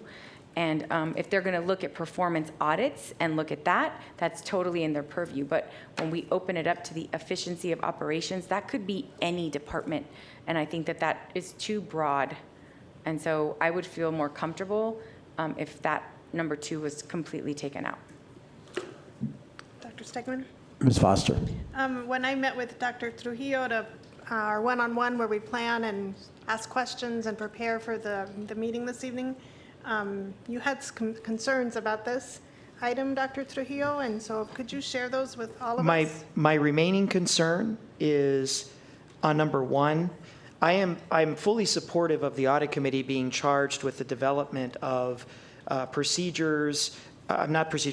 formats, structures, and templates in terms of how the district reports financial information in a very user-friendly, public-friendly, and governing board-friendly way, including categories of expenditures. I'm even on board and supportive of that. Anytime we can get the audit committee to help us tell our financial story, I think it's a good thing. My lone concern in 1, and I would like to ask for reconsideration, is to recommend to the governing board for potential adoption procedures. Procedures, I think, is different from templates because now with the word procedures, we're putting the audit committee, we're giving them a charge to potentially direct staff resources, efforts, time, and the frequency to which that they'll be called on to perform functions. I think that is that's more of a finance area. That's actually an area where I would prefer to work directly with the board to take that direction. But again, that's not to take away from my support for them certainly establishing those templates, those formats, those structures. I also have the other concern with a partial concern. I do think that it generally is a help for the audit committee to directly engage the external auditors at all points of the process, as long as the audit committee is engaging the external auditor as a full body and unit and not individual audit committee members, engaging them outside of publicly agendized meetings. I think that can be a good thing. I still also have the belief that the governing board and only the governing board should have exclusive viewing access before anybody else, including the audit committee, to the completed external audit, to the CAFR, the Comprehensive Annual Financial Report, and our annual financial report. I think the governing board should see that publicly first before members of the audit committee are provided that information. But I do think that the audit committee should, through its direct engagement process, provide direction to our external auditors to the exact format and templates and style to which that information should be reported to the board so that we can avoid sort of a text content heavy, non-user friendly report, which I think we all kind of expressed concerns about when we saw that presentation just a few months ago. So that's my feedback. That's my lone concern in the first area is procedures. I think that's a different area than the establishment of formats, structures, and reporting style. All right, well, as one of the originators, I'll respond first to those. Actually, could I say something? Because I had asked Dr. Trujillo the question. Certainly, Ms. Foster, then I'll respond. Because we had a hard time last night when we were at our meeting understanding how this was different from how it was presented last time. And it actually, I thought that no change had been made at all. And so I would appreciate to have this, if we take this item off and we have a new version presented, red line master, so we can see how Ms. Grijalva's suggestions and Dr. Trujillo's suggestions have been brought into the conversation. Because again, studying this, I thought it was the exact same thing and that nothing had been considered from our last meeting. And so I think it helps all of us to prepare and understand when we're voting on when we have those documents prepared. So I would like to ask that the board consider that. Okay, so I'll have 4 comments, and I'll probably see if what Ms. Counts has to say as co-originator. First, Dr. Trujillo endorsed this, was the last that I heard, and so these concerns are all new to me at this moment, although this has been available for some time. I will address the 3 specific issues. As for procedures, the audit committee has no authority to make a decision about anything concerning procedures or formats. All this is asking for is potential recommendations. Procedures do include things like the frequency and timing of reports, and I think that's important. And I would be interested personally to hear what the audit committee recommends concerning that and how those line up with our external reporting schedules. Again, all we're asking for is recommendations. We are conferring no authority whatsoever on the audit committee to make any decisions. And so I'm comfortable including procedures in the scope of this recommendation. As to the external audit, I disagree with that. I think the audit committee charter, the one thing where the audit committee does have authority and considerable authority, and this is best practice, is in guiding the external audit.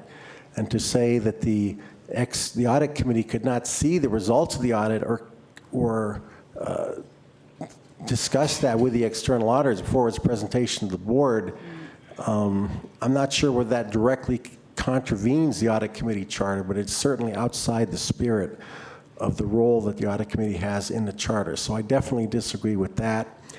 As to the point about whether an individual member of the audit committee or chosen by the audit committee could meet with the external auditors, I think that this says the audit committee, meaning the audit committee as a whole, and I think that's,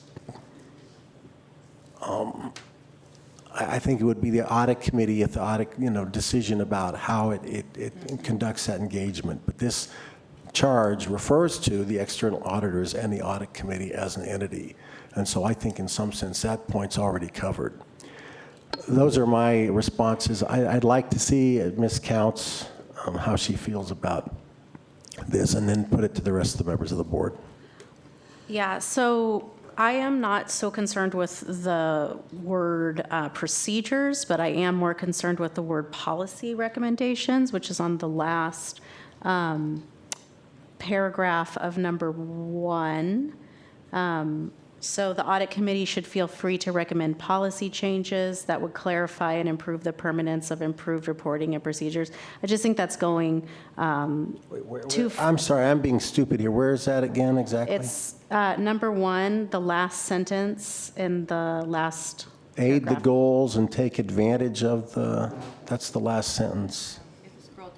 If you scroll down after D, Oh, yes, I see, thank you. and then there's the last sentence in that paragraph, the audit committee should also feel free to recommend policy changes that would help to clarify and improve the permanence of improved reporting and procedures, because I think that that's already been addressed in the first part of number 1, where we're talking about procedures and templates. I'm comfortable striking that sentence. Okay, so striking that sentence. And then I also had concern a little bit about the audit committee, Dr. Trujillo's concern about the audit committee potentially having access to the CAFR or documents before the board.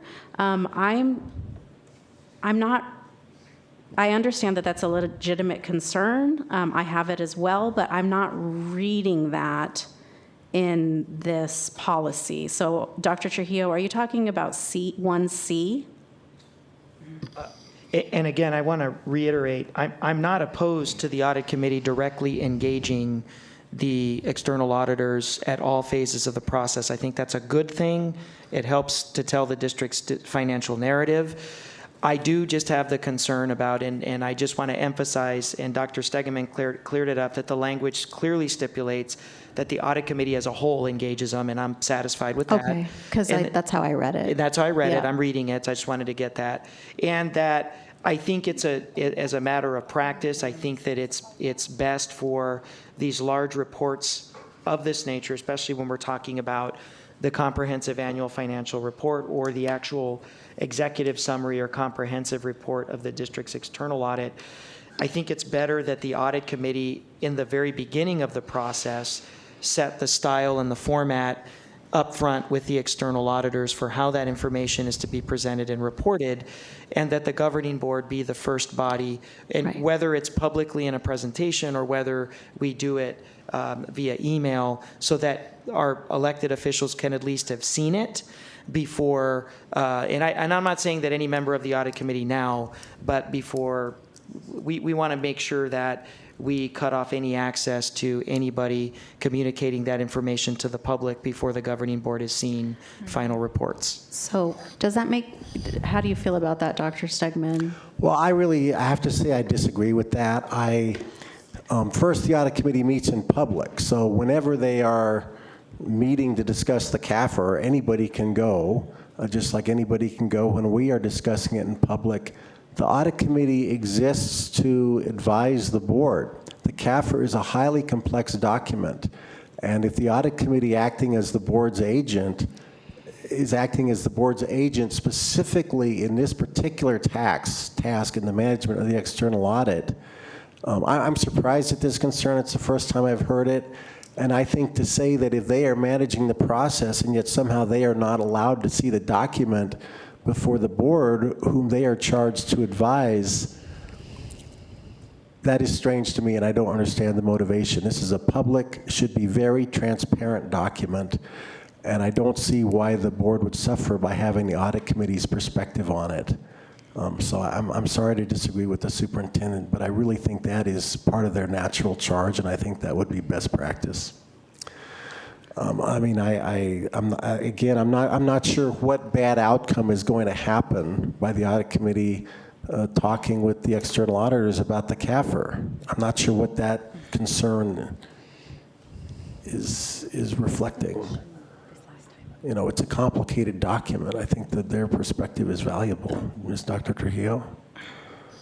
Yeah, I'm not opposed to the audit committee engaging with the external auditors throughout this process. I'm concerned about leaks to the press or narratives that have developed outside of a public presentation. It's a very real concern. As long as the CAFR, and maybe this could be specified in here, if the audit committee is to see things like the annual financial report or the CAFR prior to this body in a public meeting, that it is only done so in a publicly agendized audit committee meeting, that it's not provided to audit committee members via email or any other electronic means. If they are to see such information before the governing board, that would be the only way that I would, understand the rationale for them to see it and discuss it. I understand that their role is to guide the external auditor in terms of how they're reporting information, the structure, the reporting style. I still think that that can be accomplished at the beginning of the process, and they can provide very strict guidelines. They can provide templates. They can provide formats. I've been consistent in saying I'm very supportive of all that, and I'm even supportive of them reviewing the information before the governing board in a public meeting, as long as it's those presentations take place in publicly agendized meetings of the audit committee and not via email or our external auditors providing electronic versions of those templates prior to an agendized meeting. Well, I will go to Ms. Grijalva. I want to point out that the CAFR was actually posted on the district website for several months before it came to the board or the audit committee. I mean, before the audit committee ever discussed it, so anybody could go on the district website. This is not a procurement, it's not a secret document. It was posted on a district website since December, I believe, which is long before any of this process happened. And so I don't know how there's any issue of trying to keep this thing secret or non-public. Ms. Grijalva. So for me, the issue is not whether it's secret or not. It's really the interpretation of how the information, how individual members of the audit committee might interpret the information. And so I would rather have a meeting. We can have a public meeting where the audit committee members are here with us. I don't have an issue with that, but my problem is that my understanding is there was a big push to make sure that the audit committee was able to look at the CAFR with our staff there before the board did. And that I have an issue with, because I do feel like if the audit, I do think the direct engagement between external auditors and the audit committee as a whole, or during an agendized meeting, during and following the preparation of the CAFR, I do believe that that has to be part of that, because the way it looks now, even though we're interpreting it this way, I think it's very easy to look at it and say, oh, members of the audit committee can do that. And so I would like to make sure that that's listed there. And as far as what Ms. Counts wanted to eliminate, are we taking out the entire section after D, or just the part from the audit committee should also feel free to recommend policy changes. My recommendation was just that last sentence. Okay. And I accepted that. I'll say, I would be happy to, as far as this issue of the committee as a whole, I would be happy to add the language, direct engagement between the external auditors and the audit committee as a whole. I think it sort of says that, but if that would say it's better, I think that would be fine. It does not say, there's no direction given here to staff. So it does not say here the staff has to do this, the staff has to do that, has to meet with the audit committee. It doesn't say anything about that. All it says is that there should be direct engagement between the external auditors and the audit committee, who are the board's agents, to help us understand this thing. And so I stand by that part of the charge, although, as I say, adding as a whole, if that's clearer, that would be fine. I'll go to Ms. Sedgwick next. I agree. So first, I was also following our one-on-one, left with a very clear impression that the changes were completely acceptable, and there were no longer any issues with this, with the addition of the word formats in 1A. So I'm also surprised to be hearing that there are concerns. I read 1C. It says the audit committee. It's possible that personal feelings about individual audit committee members are creating fears that don't jump off the page to me. But as a whole, I don't think it adds anything or takes anything away. And I think we're probably ready to vote on the item. Thanks. Well, there's some disagreement, and I'm not wanting to shut the discussion off prematurely. Sorry, the most important part of that was with 1C is that the CAFR, as Dr. Stegman pointed out, was posted on the website for a long, long time, and we all had access to it. I had access to it and looked at it and didn't really understand what I was seeing. That's where the audit committee, I think, comes in. They help us to understand very complicated financial documents like the CAFR. And so, again, I think that 1C it sort of sums up what they already do, and what they did do this past time, except obviously they didn't develop any formats. So, yeah, thanks. All right, I'll go to Ms. Grijalva. What expertise do audit committee members have in improving the efficiency of TUSD's operations? Number 2 says to help identify areas in which TUSD could improve the efficiency of its operations in the spirit of and building upon the MGT and Gibson Auditor General's 2018 performance audits. The board recognizes that it is somewhat outside the traditional mandate of the audit committee. What is this supposed to direct individual members of the audit committee to do? Well, do you want to take that, or should I? Go ahead.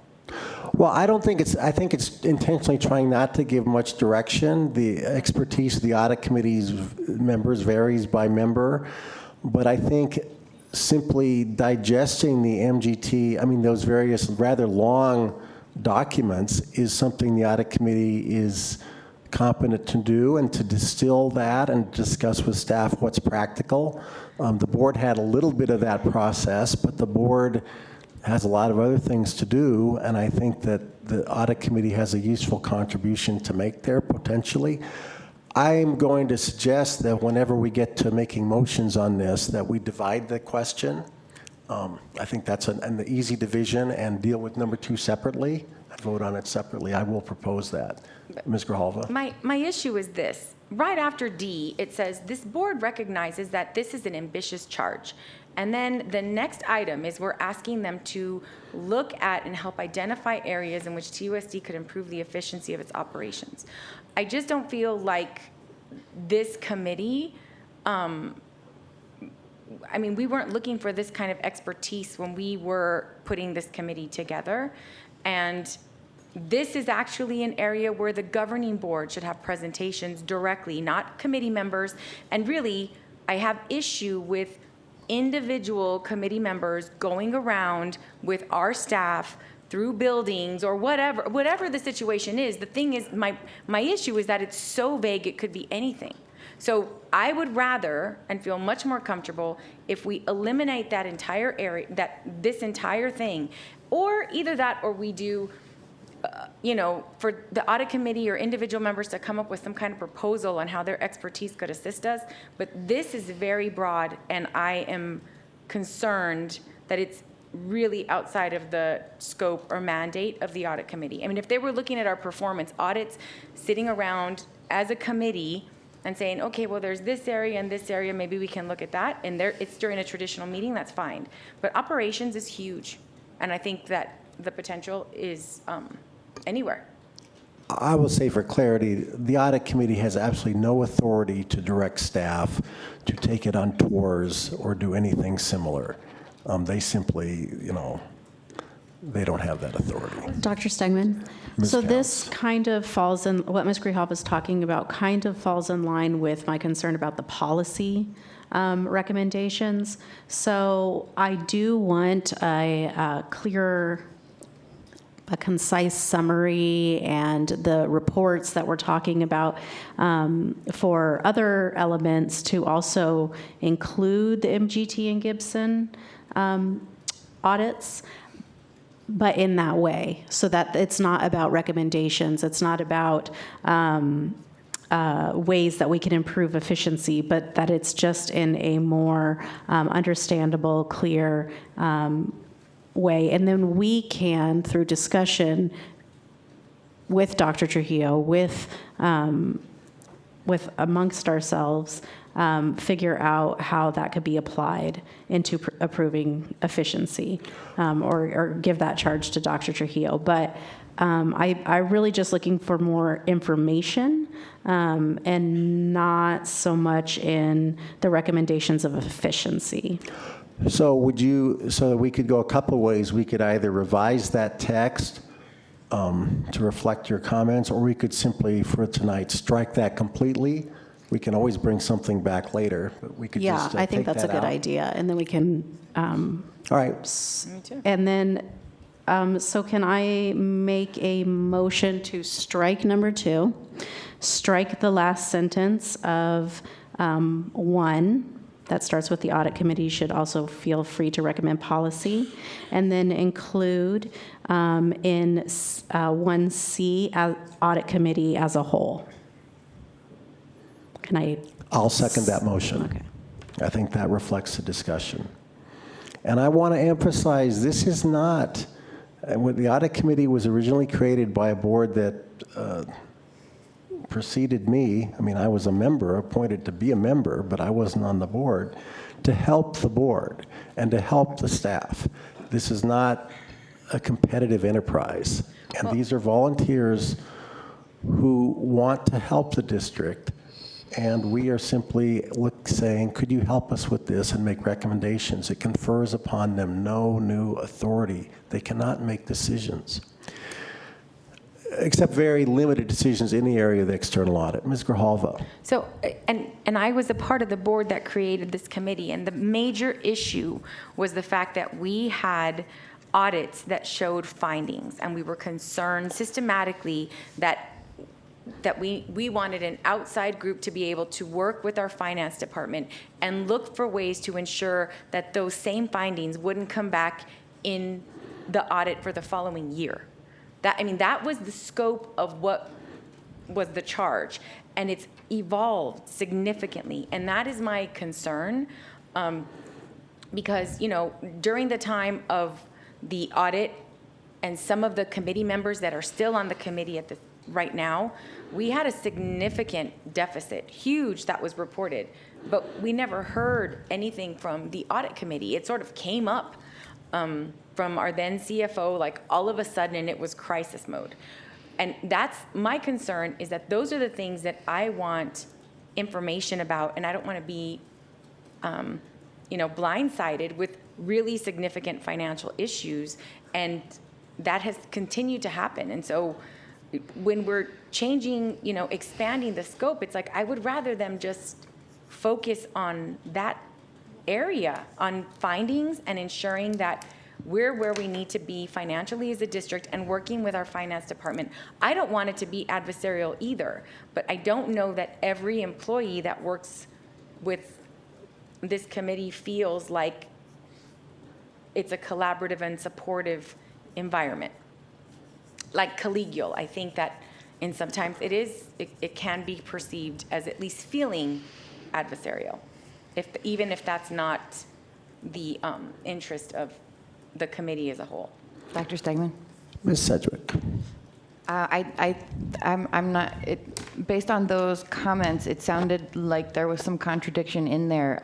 But moving on, the Gibson report really was very clear about how TUSD is wildly inefficient in certain areas. And the Auditor General is also very clear about how TUSD is inefficient in certain areas. And that those findings that the audit committee was designed to address continue to come back. So changing the charge for the audit committee, to me, makes good common sense. I think that the fact that many of the recommendations in the Gibson audit were never implemented is really unfortunate. And if our audit committee was willing to help us in that regard, then that would be great. However, you have already offered to strike that portion of this this thing that you and Ms. Counts are trying to pass. And so could you just sum up for us now what motion is on the table? Thanks. I will restate the motion, and I will say that I think that our willingness to strike item 2 doesn't mean that we could bring some version of that back, which might get more support, but we don't have to do everything in the same evening. So it doesn't mean that we can't talk about that in the future. So I think Ms. Counts has moved with my second that we adopt the charge as posted, except that we are completely striking charge 2. We are striking the last sentence of charge 1, which says the audit committee should also feel free, et cetera. And where it says in charge 1, part C, direct engagement between the external auditors and the audit committee, it will now say audit committee as a whole.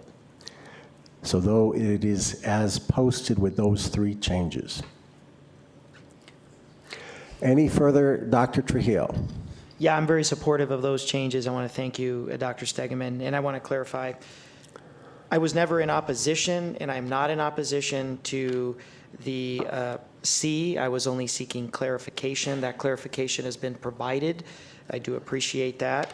And I do appreciate the willingness to make the adjustments.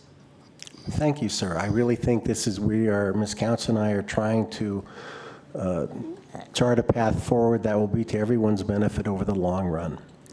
Further comment or question from the board? Hearing none, we'll proceed to a roll call vote. Michelle. Ms. Sedgwick? Yes. Ms. Counts? Yes. Ms. Foster? No. Ms. Grijalva? No. Dr. Stegman? Yes, that passes 3-2. We move on to 9.3, governing board policies GBP, GBP, GBJ, and GCAA. So this was a group of policy changes intended to address the issues raised by the do not rehire list. The board adopted these set of changes to go out for comment, and they are now coming back after the comment period. As the initiator, I will begin the discussion with a couple of remarks and before throwing it to the board. We did get, late, but we did get 3 comments through that public process that I thought were useful and instructive, and that's why we do that comment process, to get useful feedback. And sometimes we get none, and sometimes it's good, and I think this was good. And so there were 2 things that I took personally, and the other board members can speak to what they took out of it. There are 2 things I took out of those comments. One is that a couple of the commenters raised specific scenarios and said, suppose either hypothetical scenarios or real scenarios, and said, what about in this situation, would this set of policy changes adequately protect the district and its students from an employee who had exhibited bad behavior? And I think those are good questions, and I would propose that I'm not going to propose action tonight. I think that those are good questions and that we should sit down and work through those particular scenarios that those two commenters made and think about that. And that's a conversation that I'm willing to have with Mr. Ross and anyone else subject to open meeting law can have as well. Does this cover particular situations? Like someone pointed out that the protection provided by fingerprint clearance cards does not employ, which was part of our thinking, does not cover all employees. Well, that's a fair point. And so I appreciate these comments sincerely, and I think I'd like to have time to think about how the policy would address those particular issues. The second thing I got out of these comments was that U of A does have a policy, or I don't know if policy is a word in that context, but they do have public guidelines on eligibility for rehire. And I reviewed those this afternoon, and I think they're pretty interesting. They go in a somewhat different direction from the set of policy changes. Mr. Ross looked at them as well. And I think we would like, well, I don't want to speak for anyone. I would like the opportunity, this just came up today, to look at U of A's policies and how they handled this issue and think about that in comparison to what we've proposed and whether there are things that U of A is doing that we might like better than what we have proposed and might strike a better balance of interests between protecting staff members and students and protecting employee rights. So I think that was a good comment. I was not aware of what U of A has on that, and I think it's interesting. So I'm not going to propose action tonight. I'm going to propose, although this has been on the board's agenda since November, it's important, and I'm going to propose, based on those late received comments, to do some more thinking about this collectively and individually. Ms. Sedgwick? I have a question about the fingerprint clearance card. I saw that in the comments, and I remember specifically asking during a public presentation if there were indeed employees who didn't have to have employee clearance cards. And maybe I had said, are there employees working with students? But I wonder if the administration can please follow up with that and send the board a list of position titles that don't have employee clearance cards. That to me is very, that seems not kosher. Thanks. Yeah, and I think that's important. That's a good question. Ms. Grijalva?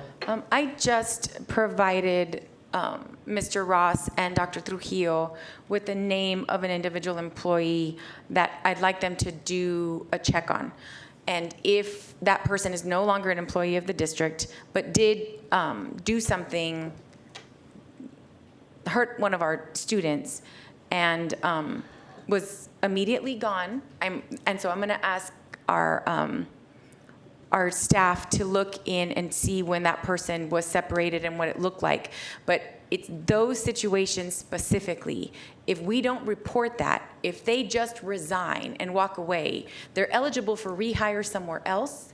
And they're also, if we don't have any kind of way of documenting it, they can always come back to us. And so I don't believe that what we're doing is we are relying on other organizations to do their work efficiently and on time and no backlogs, as opposed to ensuring that if we have a concern about a specific employee who is no longer employed based on what they've done, we're not maintaining any kind of record, we're not always reporting them, and those are systemic issues that happen all over. And my worry is that what we're doing is we're opening ourselves up in this, adamant we're not going to have any kind of list. Everybody has qualifications for hiring and do not hire. And so every other school district that I know of, I called around to a few. they don't advertise all of the criteria for the same reasons that, we didn't. But I think that it's important that if we have criteria, that it's very clear that if there are terminations for cause, that that's something that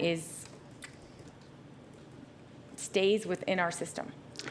Dr. Stegman? Yes, Ms. Counts. So I worked with Mr. Ross about trying to address the issues that we've historically had with people not knowing about this list, and then the concerns about people slipping through the system and being able to either be rehired through us or another agency where they're working with vulnerable children.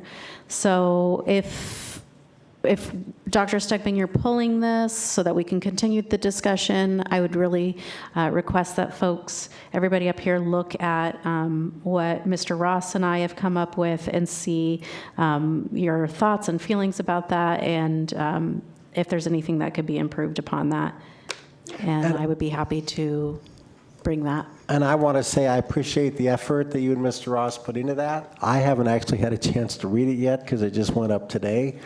But I will read it, and this is an issue that needs engagement, and there's some controversy about it, and I appreciate the effort that went into that. And there's two pieces to that. Well, then I look forward to looking at both pieces. And to Ms. Grijalva's comment, I would say, I think it would be useful to, as the outside commenter did, construct specific scenarios and say, so here is a situation that could happen. It doesn't have to be an actual employee, and I'm a little concerned about board members getting down into that level, but It was doesn't. just provided to me, so I have a name. It's not like That's fine. That's I went fine. out asking. That's fine, but I think whether it's a real or a hypothetical situation, I think it would be useful to say, here is a thing that could happen, here's a sequence of events that could happen, and how would these policy changes address that situation, and would that properly be true? And then you could also pose the same question to whatever Ms. Counts has said. Okay, now what about how would her proposal deal with this particular scenario? And so I would encourage you or any other board member to construct those specific scenarios and send it to Mr. Ross and say, think about this. How would what we do deal with that situation? And I think that's all valuable contribution. I really do appreciate the public commenters who did that, and the board members can do that too. And that can all be folded into the big discussion about what's the best way forward. Dr. Trujillo. I had the opportunity to look at Ms. Counts and Mr. Ross collaboration. I think it's got some potential. I think it's a middle ground between the very valid concerns we've heard from Mrs. Grijalva. Largely as a parent, I hear, that voice coming through. And I think it gets to the heart of what the problem with the original issue was. It actually establishes clear-cut criteria, which is what I like. And I encourage our board members to take a look at that. It essentially creates 3 categories of eligibility for rehire status with qualifying events, very tight qualifying events that would put somebody in that category. And I think that's the potential middle ground for not having a list and having some sort of a record in terms of somebody's eligibility status for reentry into the district, but taking away the subjectivity that 89 individual principals may have to make 89 different decisions about what constitutes somebody's membership in these particular classifications. So I like the fact that our governing board is going to probably take a little bit more time with this, because I do think this version, it's a third way, and it potentially has some potential for success. And Dr. Stegman? Ms. Counts. So I've done a couple, I've had people from the new Casa de los Niños Early Ed Center call and ask me if these people were good for hiring in this center at Casa de los Niños. And the question that every person in HR or that is a director that's getting these calls is just, are they eligible for rehire? And that is really, I think legally, Mr. Ross, that's all that we, at least that's what I've been told, are able to give is We can give our interpretation on our thoughts and their job performance, but the question that they can ask us as a former employer is, are they eligible for rehire? And so that simple question that I just get again and again and again for people that are looking to work with our vulnerable children is addressed in those three categories. So. Yeah, well, I'm tempted to re-engage a discussion of the merits of different possibilities, but I think this is neither the hour nor the day to do that. And besides which, I haven't even had a chance to digest Ms. Count's contribution, so why would I comment before I've even read it? So I appreciate it, and I think we should all consider the input we've received and revisit this. And I will certainly be discussing it with Mr. Ross. But again, I think specific scenarios are instructive, and I would encourage any of us or anyone in the listening audience to say, here's a situation I've seen or one might see, and how does any particular policy proposal address that? I think that's a very instructive exercise. All right, I am prepared to move on from this item, appreciating all the input.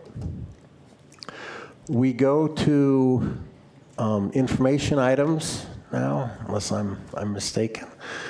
10.1, this is Dr. Trujillo's items. 10.1, support measures for student discipline.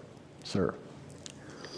Yeah, I'd like to welcome our team of regional assistant superintendents who've been on the ground engaging our concerned teachers region by region.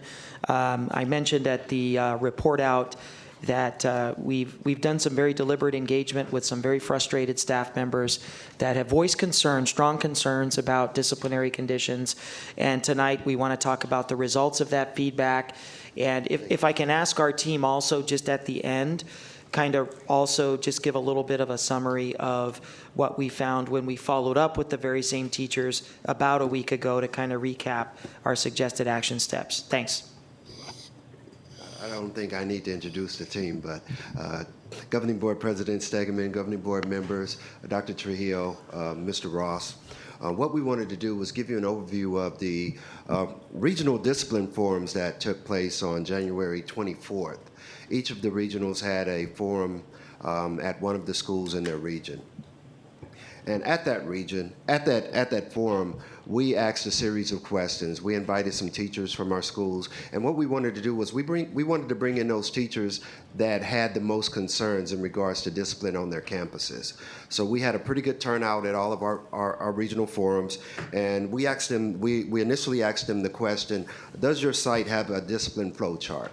And across our regions, 84% stated that they did have a regional flow chart. I mean, a discipline flow chart, I'm sorry.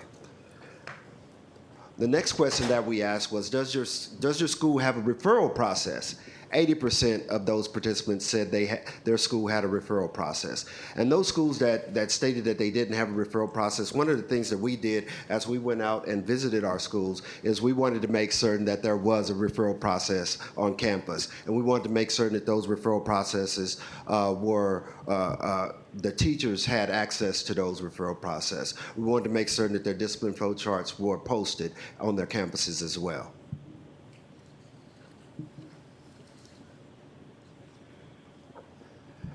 And the next thing that we asked was, on a scale from 1 to 10, how effective is your flow chart? And you can see the results here. I won't go through all of them, but most of them rated it a 5 or better.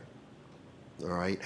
We know that there's some work that needs to be done based on the feedback that we received from our teachers, but most of them ranked it at 5 or better. Any questions to this point? I can't help but ask, how many rated it at 4 or less? That's not listed. Yeah, it wasn't enough for us to record. I see. Okay. All right. So we didn't include that. It was. It's minor. Yeah. Yeah. Okay. And that was across our region. So okay. That's pretty good. Okay. The overall feedback that we received, was the process at the sites is established. However, the implementation is inconsistent. In some cases, a young person that is not paying attention may just get some redirection, and in some cases, they may be sent to the PIC room. And there's some things that we have to work on across our regions in order to deal with those things. In order to deal with those inconsistencies. One of the things that we wanted to do was to have all of them record their concerns with our discipline system at their site. There's a gap in accountability system in dealing with the ongoing and escalating behaviors. And I know you guys have heard some of those stories. The current system allows for too many repeat offenders before receiving support, a lack of consequences for levels 1 and 2. And we'll get into that later on because we wanted to make certain that they had some things in their toolbox to use for those levels 1 and 2 behaviors. A lack of resources to support restorative practices. And then we asked them to share their concerns with the code of conduct. And that's when the conversations really picked up. Request to go back to the printed code of conduct where students and parents may sign that they received it. A lot of the feedback that we got was they felt that went a long ways when parents had to sign the document saying they received the code of conduct. What we did this year was we have given our parents access to the electronic version, and in some cases we have given printed versions, but we didn't ask for them to sign off on it. Oops, I need to go back. A request for a differentiated code of conduct for elementary, and middle and high school. So that's something that we've been talking with the team about. Do we need 2 different codes of conduct to handle those situations? A lack of consistency, clarity, and accountability, and the code of conduct lacks teeth. The code of conduct caters to disruptive and violent behaviors, allowing them to continuously occur, which impacts climate and culture of schools. This could be a cause of why students are leaving the schools in our district. So that's something that we really need to pay close attention to. One of the things that we kept hearing over and over again was, as we cater to those offenders, those individuals that may be victims in some cases don't seem to have the rights that the offenders may have. So one of the things I stated earlier was we wanted to make certain that our teachers had some tools in their toolbox to be able to deal with those levels 1 and 2 behaviors. So we worked together to come up with a list of those things that could happen to deal with levels 1 and 2. These are things that the teachers can do without a referral to the principal. One of the things that we did was we wanted to follow up on that. So on March 28th, we actually had a follow-up meeting with the same individuals. We wanted to ask them what had taken place since we last met. And based on the feedback that we got, it was pretty positive. We do plan on having more of these forums because we want to make certain that our teachers are well equipped to be able to deal with the discipline concerns that we have on our campuses. Dr. Stegman? Ms. Foster. May I ask a quick question on this page, on this slide? My understanding was that we did not hold students in from recess as a punishment. It's not holding them in from. It says loss of playground before lunch. Yeah, it's not their. What word am I looking for? It's not their organized their recess, organized healthy recess. playtime, that we cannot restrict.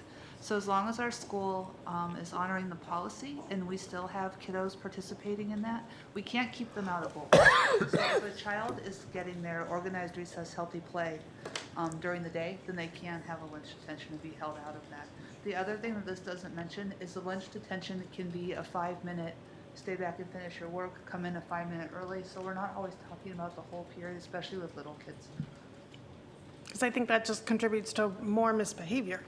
You don't have Yes. time to get all of that energy out of your little body. Yes, it does. It does. And that's why we didn't want to interfere with, and by law, we can't interfere with that, Right. that organized recess time. Dr. Stegman? Oh, Ms. Counts, thank you.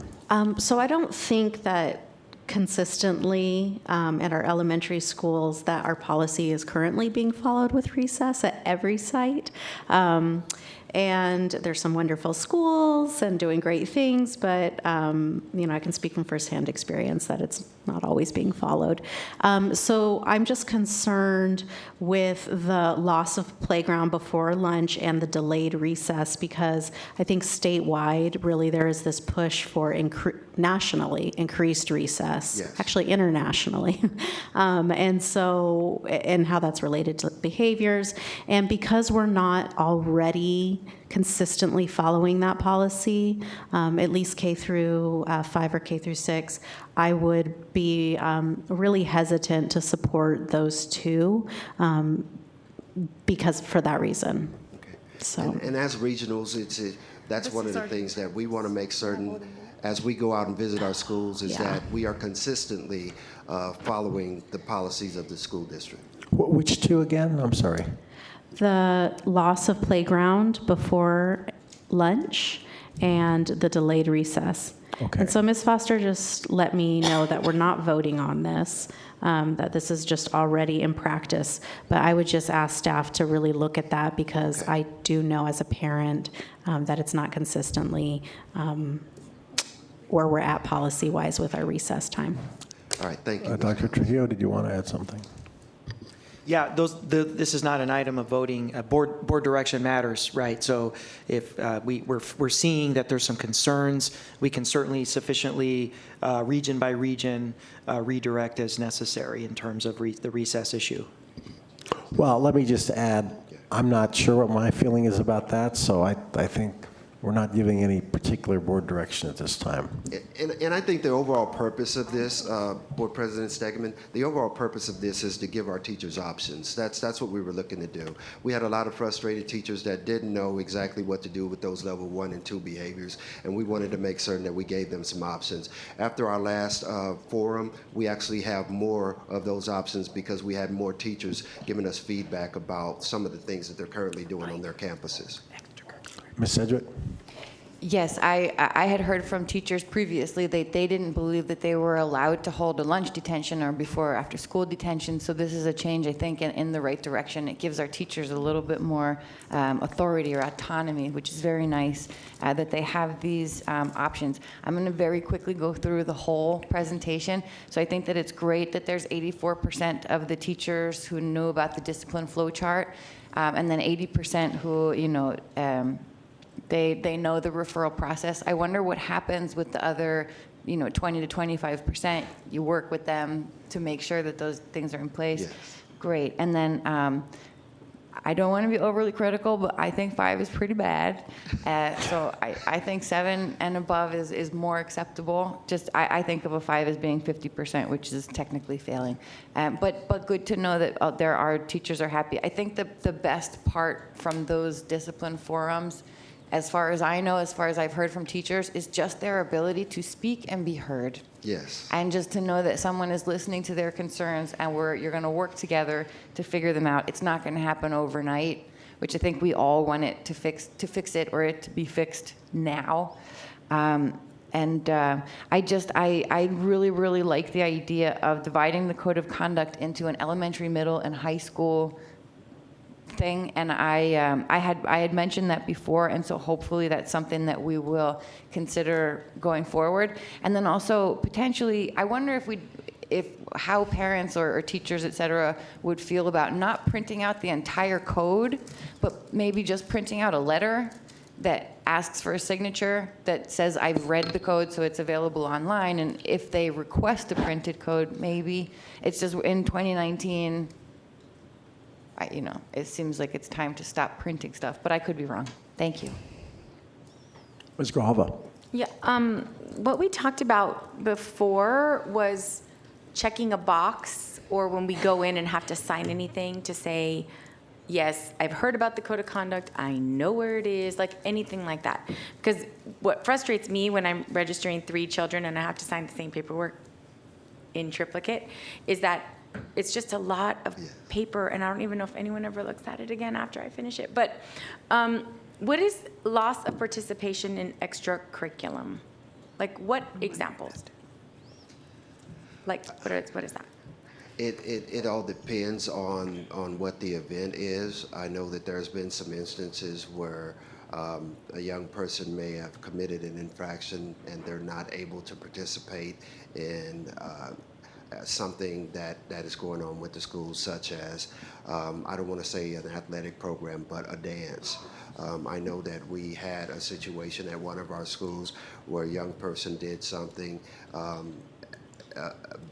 at one of the events, and he was not able to attend one of the dances at the school. Yeah, no, I understand that. My worry is like if it's, unless you're not behaving in that class, like music or art or one of those that, you usually go like once a week. Yeah. And that might be like the only thing that they really love school for. No. And then we pull it away, No, that's not. I just didn't know what intent. that meant, Yes. So, and the other issue is teen court. I don't know any of our elementary schools that are really doing that right now, but I'm happy to work with any principal that would like to, since I do run that program. And it's always on the list, but I never hear from, we have a couple middle schools, but yeah. Someone from staff want to address that, or? No, I'm just throwing it out there as an offer. No, we Yeah. appreciate that. I will say Miles has a really good teen court program. That's the only one I know about. Miles and Mansfield has Mansfield, an amazing yeah. courtroom. I don't know if they always do. Yeah. So I'll say I like this long list of options. I do think that the principal, the teachers know the student, know the situation.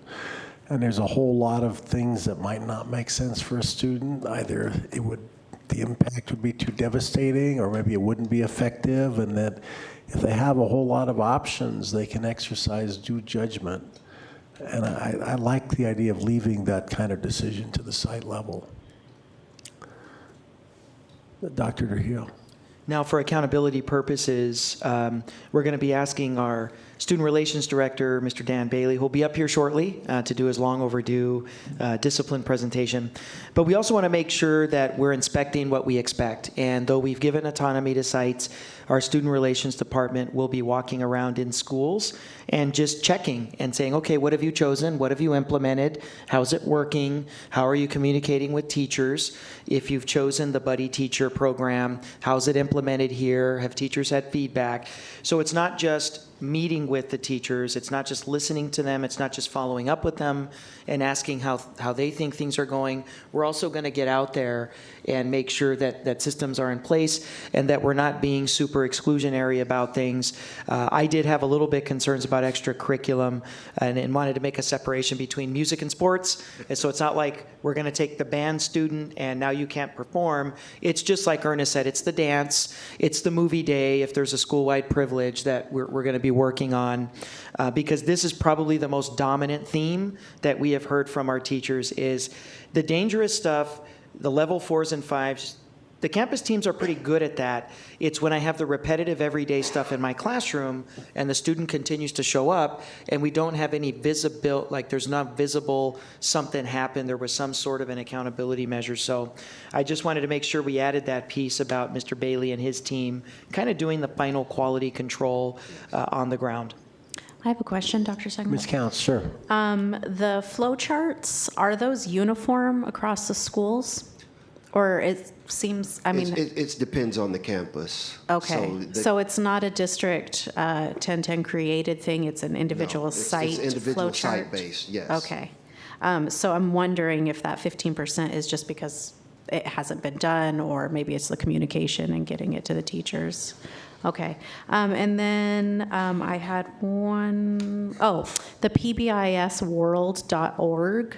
Could you tell us what that is and how that is a consequence? PBISworld.org is a website where teachers can go onto that website and look look, and they can find different interventions in regards to working with young people and dealing with discipline or behavioral concerns. Okay, so it's a resource for a Yes. teacher, not somewhere where a student would go and fill out some form. Okay, thank you.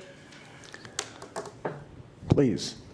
That's it. That's it. We look forward to coming back and presenting on the forum that we just had last month. So we look forward to coming back and giving you some updates in regards to the feedback that we received. I like the fact that this is substantially being driven from the ground up. Yes. You know, you're meeting with the people who are in the trenches, so to speak, and hearing what suggestions they have. Thank you. Thank you. Yes. So I spoke with Dr. Trujillo about where we go from here. We have some items that we did not get to in executive session that are perhaps pressing. So what is your sense, sir? Do we want now to take this opportunity to go back into exec? So my recommendation would be, because Mr. Bailey has been hanging on for a couple of weeks, I would like, if we're going to prioritize one, I think it's 10-1, so that we can get Mr. Bailey and get our discipline report, and then I would say at that point probably head to exec would be my recommendation. Wait. So what did we just hear? We just did 10-1. Oh, I'm sorry. 10-3. 10-3. I do Right. apologize. 10-3 would be my recommendation. So I'll move that we go directly to 10-3. Because we don't care about easy. Dr. Stegeman? Yes. So is there any time, is this a timely issue, 10-4, the MOU?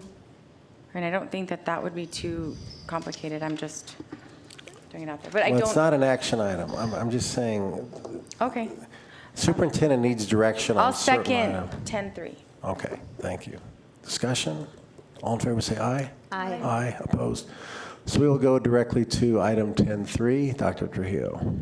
Yes, I'd like to welcome our interim director for student relations, Mr. Dan Bailey, who will be taking us through just where we're at with our assessment of exclusionary discipline that we've taken so far. I think this covers us through December, right, Dan? Yes, sir. Are we folded in? Okay. It's nice to see you, Mr. Bailey. Nice to see you. It's been quite a while It since I've has. addressed the It TUSD has. board. How Good long? evening. 2007 was my last Yeah. appearance. Well, welcome so back. It's Yeah. been a while. Welcome Yeah. back. Thanks. Thank you. I'd like to talk to you about a couple of initiatives that the district's undertaken as far as discipline.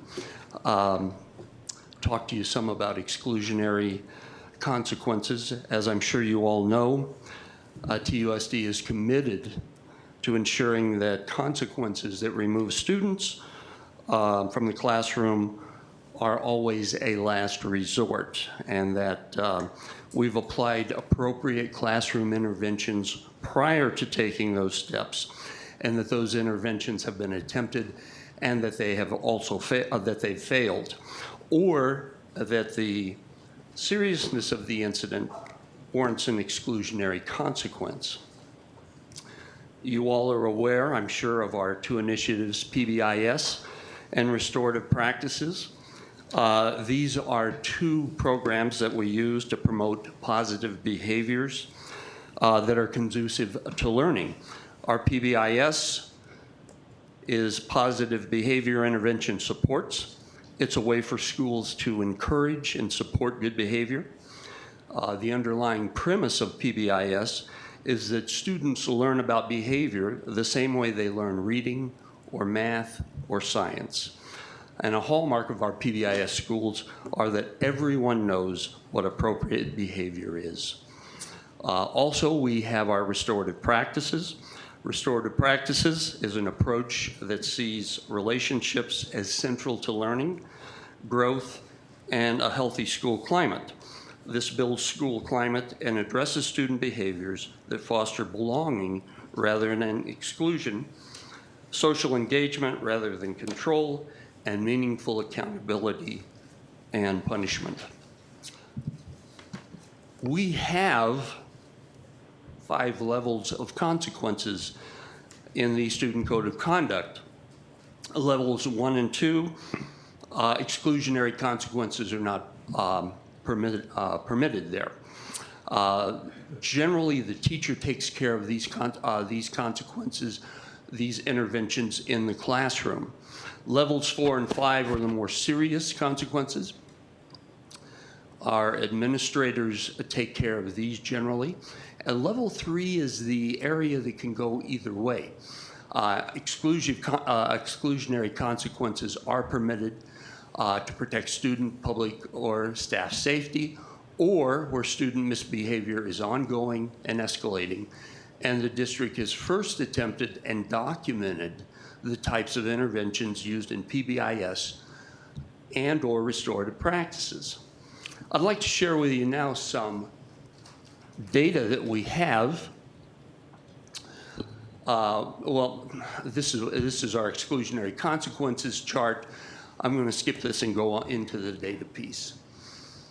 I did a 3-year comparison here, and this is first semester data. These are students that received some type of discipline during the first semester.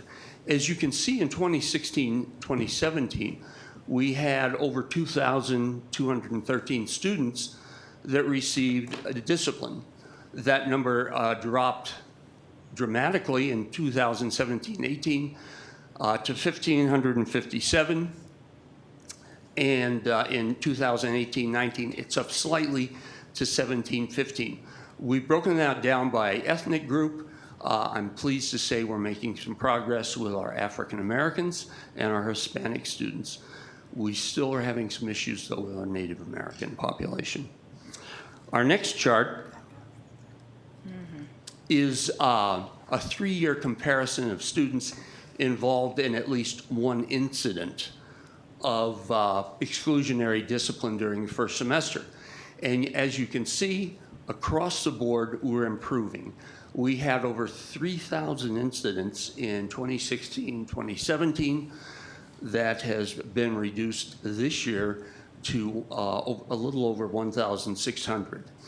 Again, we're seeing some good progress with our African American students and our Hispanic students. We've also included exceptional education just as a point of reference for you. Finally, we have 2 initiatives that I think are seeing some very good success. First of all, these are the number of students that were involved in a fight, either a first offense or a second offense. And you can see that we have 549 first offenders in the first semester, and then another 44 that reoffended. Of those, 326 chose mediation. Fighting has a consequence of 3 days out of school suspension. However, a student can opt to have mediation, and that suspension is reduced to 1 day. We're having about 59% of our students choose mediation. And finally, our drug initiative. Students who had a first offense first semester, 448. 54 were second offenders. We had 296 choose a workshop. Again, first offense for drugs, 3 days out of school suspension. However, if you agree to a 3-day workshop, that's reduced to 1 day out of school. I think we're seeing a good success rate with our workshop and also our mediation.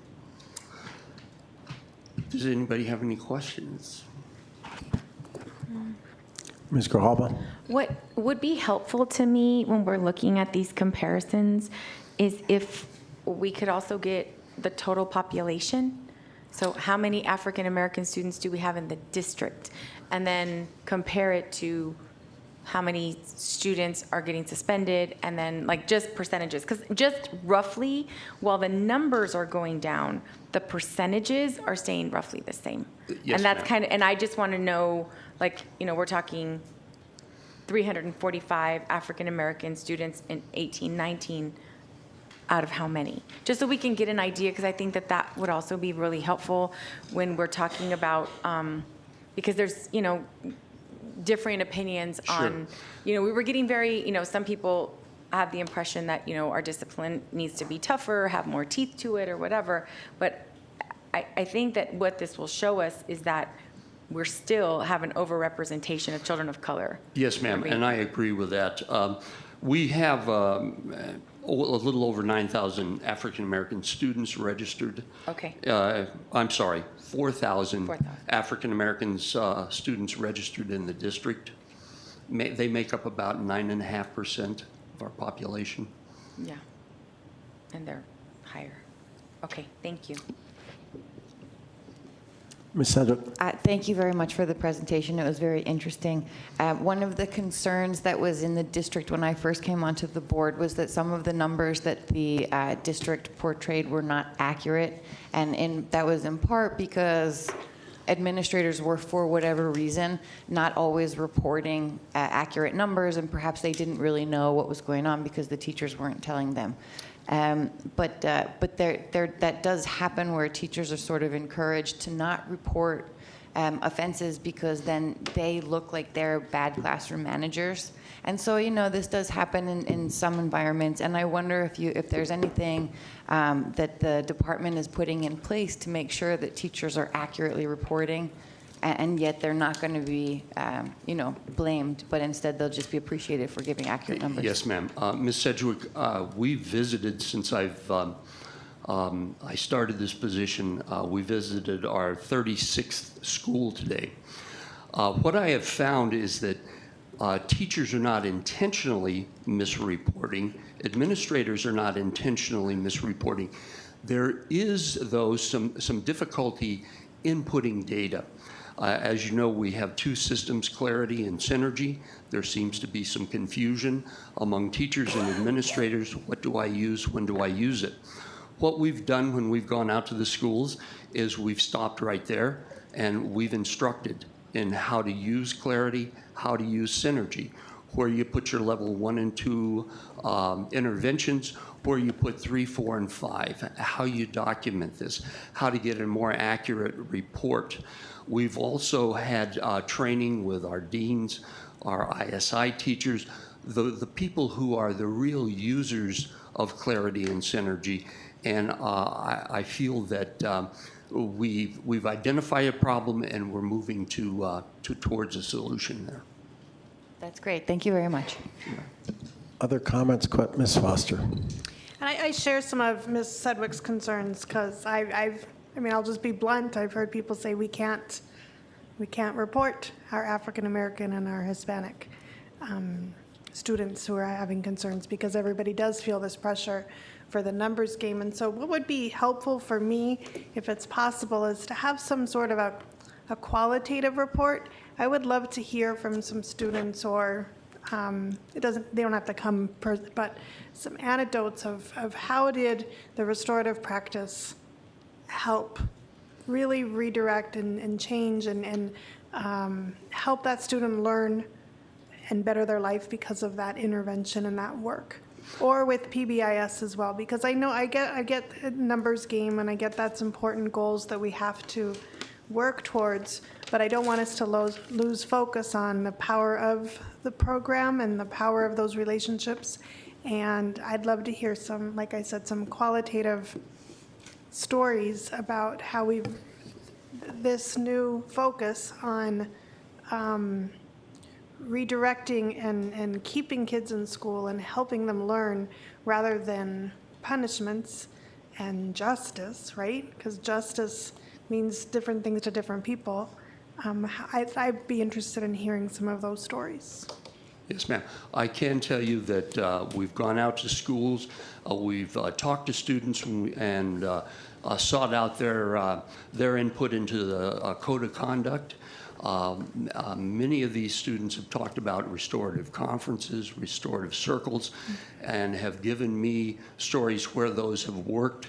They've either eliminated a fight or a potential fight, and they know about the process, they know the process is in place, but would be happy to get some data for you. And it'd just be helpful for us because we hear so much, they just get to go sit in they call it hug-a-thug, I'll say that, right?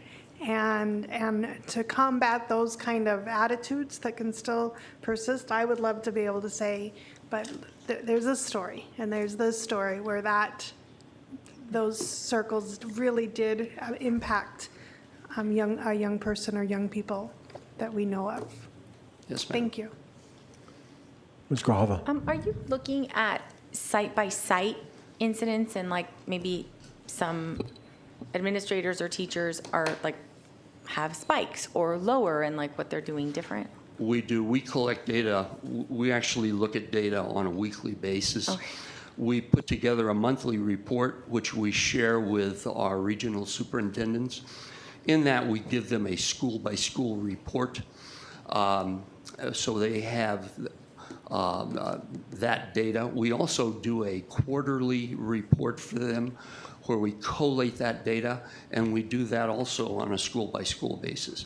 We're always looking for trends, we're looking for hot spots, and trying to identify those.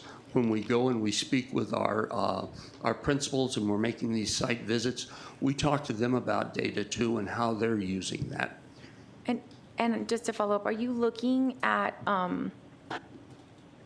like consistency as far as the number of out-of-day suspensions or when a student is being recommended for expulsion and where at another school they are dealing with it in-house? I mean, those kind of things? Yes, ma'am, we Okay. are. We always compare data between schools. We're looking at the number of out-of-school suspensions, and we compare them elementary to elementary, middle to middle, high school to high school. Okay, great, thank you. Further comments or questions from the board? Thank you very much, sir, and sorry you had to wait so long. Thank you very much. Nice to see you. Nice Thank to see you. I think Dr. Trujillo and I would, well, do we still request that we repair at least briefly back to exec? Or- President Stegeman, members of the board, I would appreciate if the board at least entertained the real estate items and that could maybe be the loan item we address in exec. I do think that we need to speak regarding employee relations and negotiations. More is better for us, so thank you. I mean, if we can be efficient, that'd be great, but I do think we need to talk about that. So then I don't think this requires a motion. I think we will just go back to. And we're just going to adjourn from there.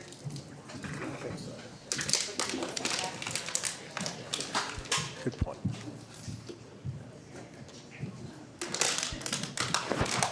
And it's my expectation that we will adjourn from there and not return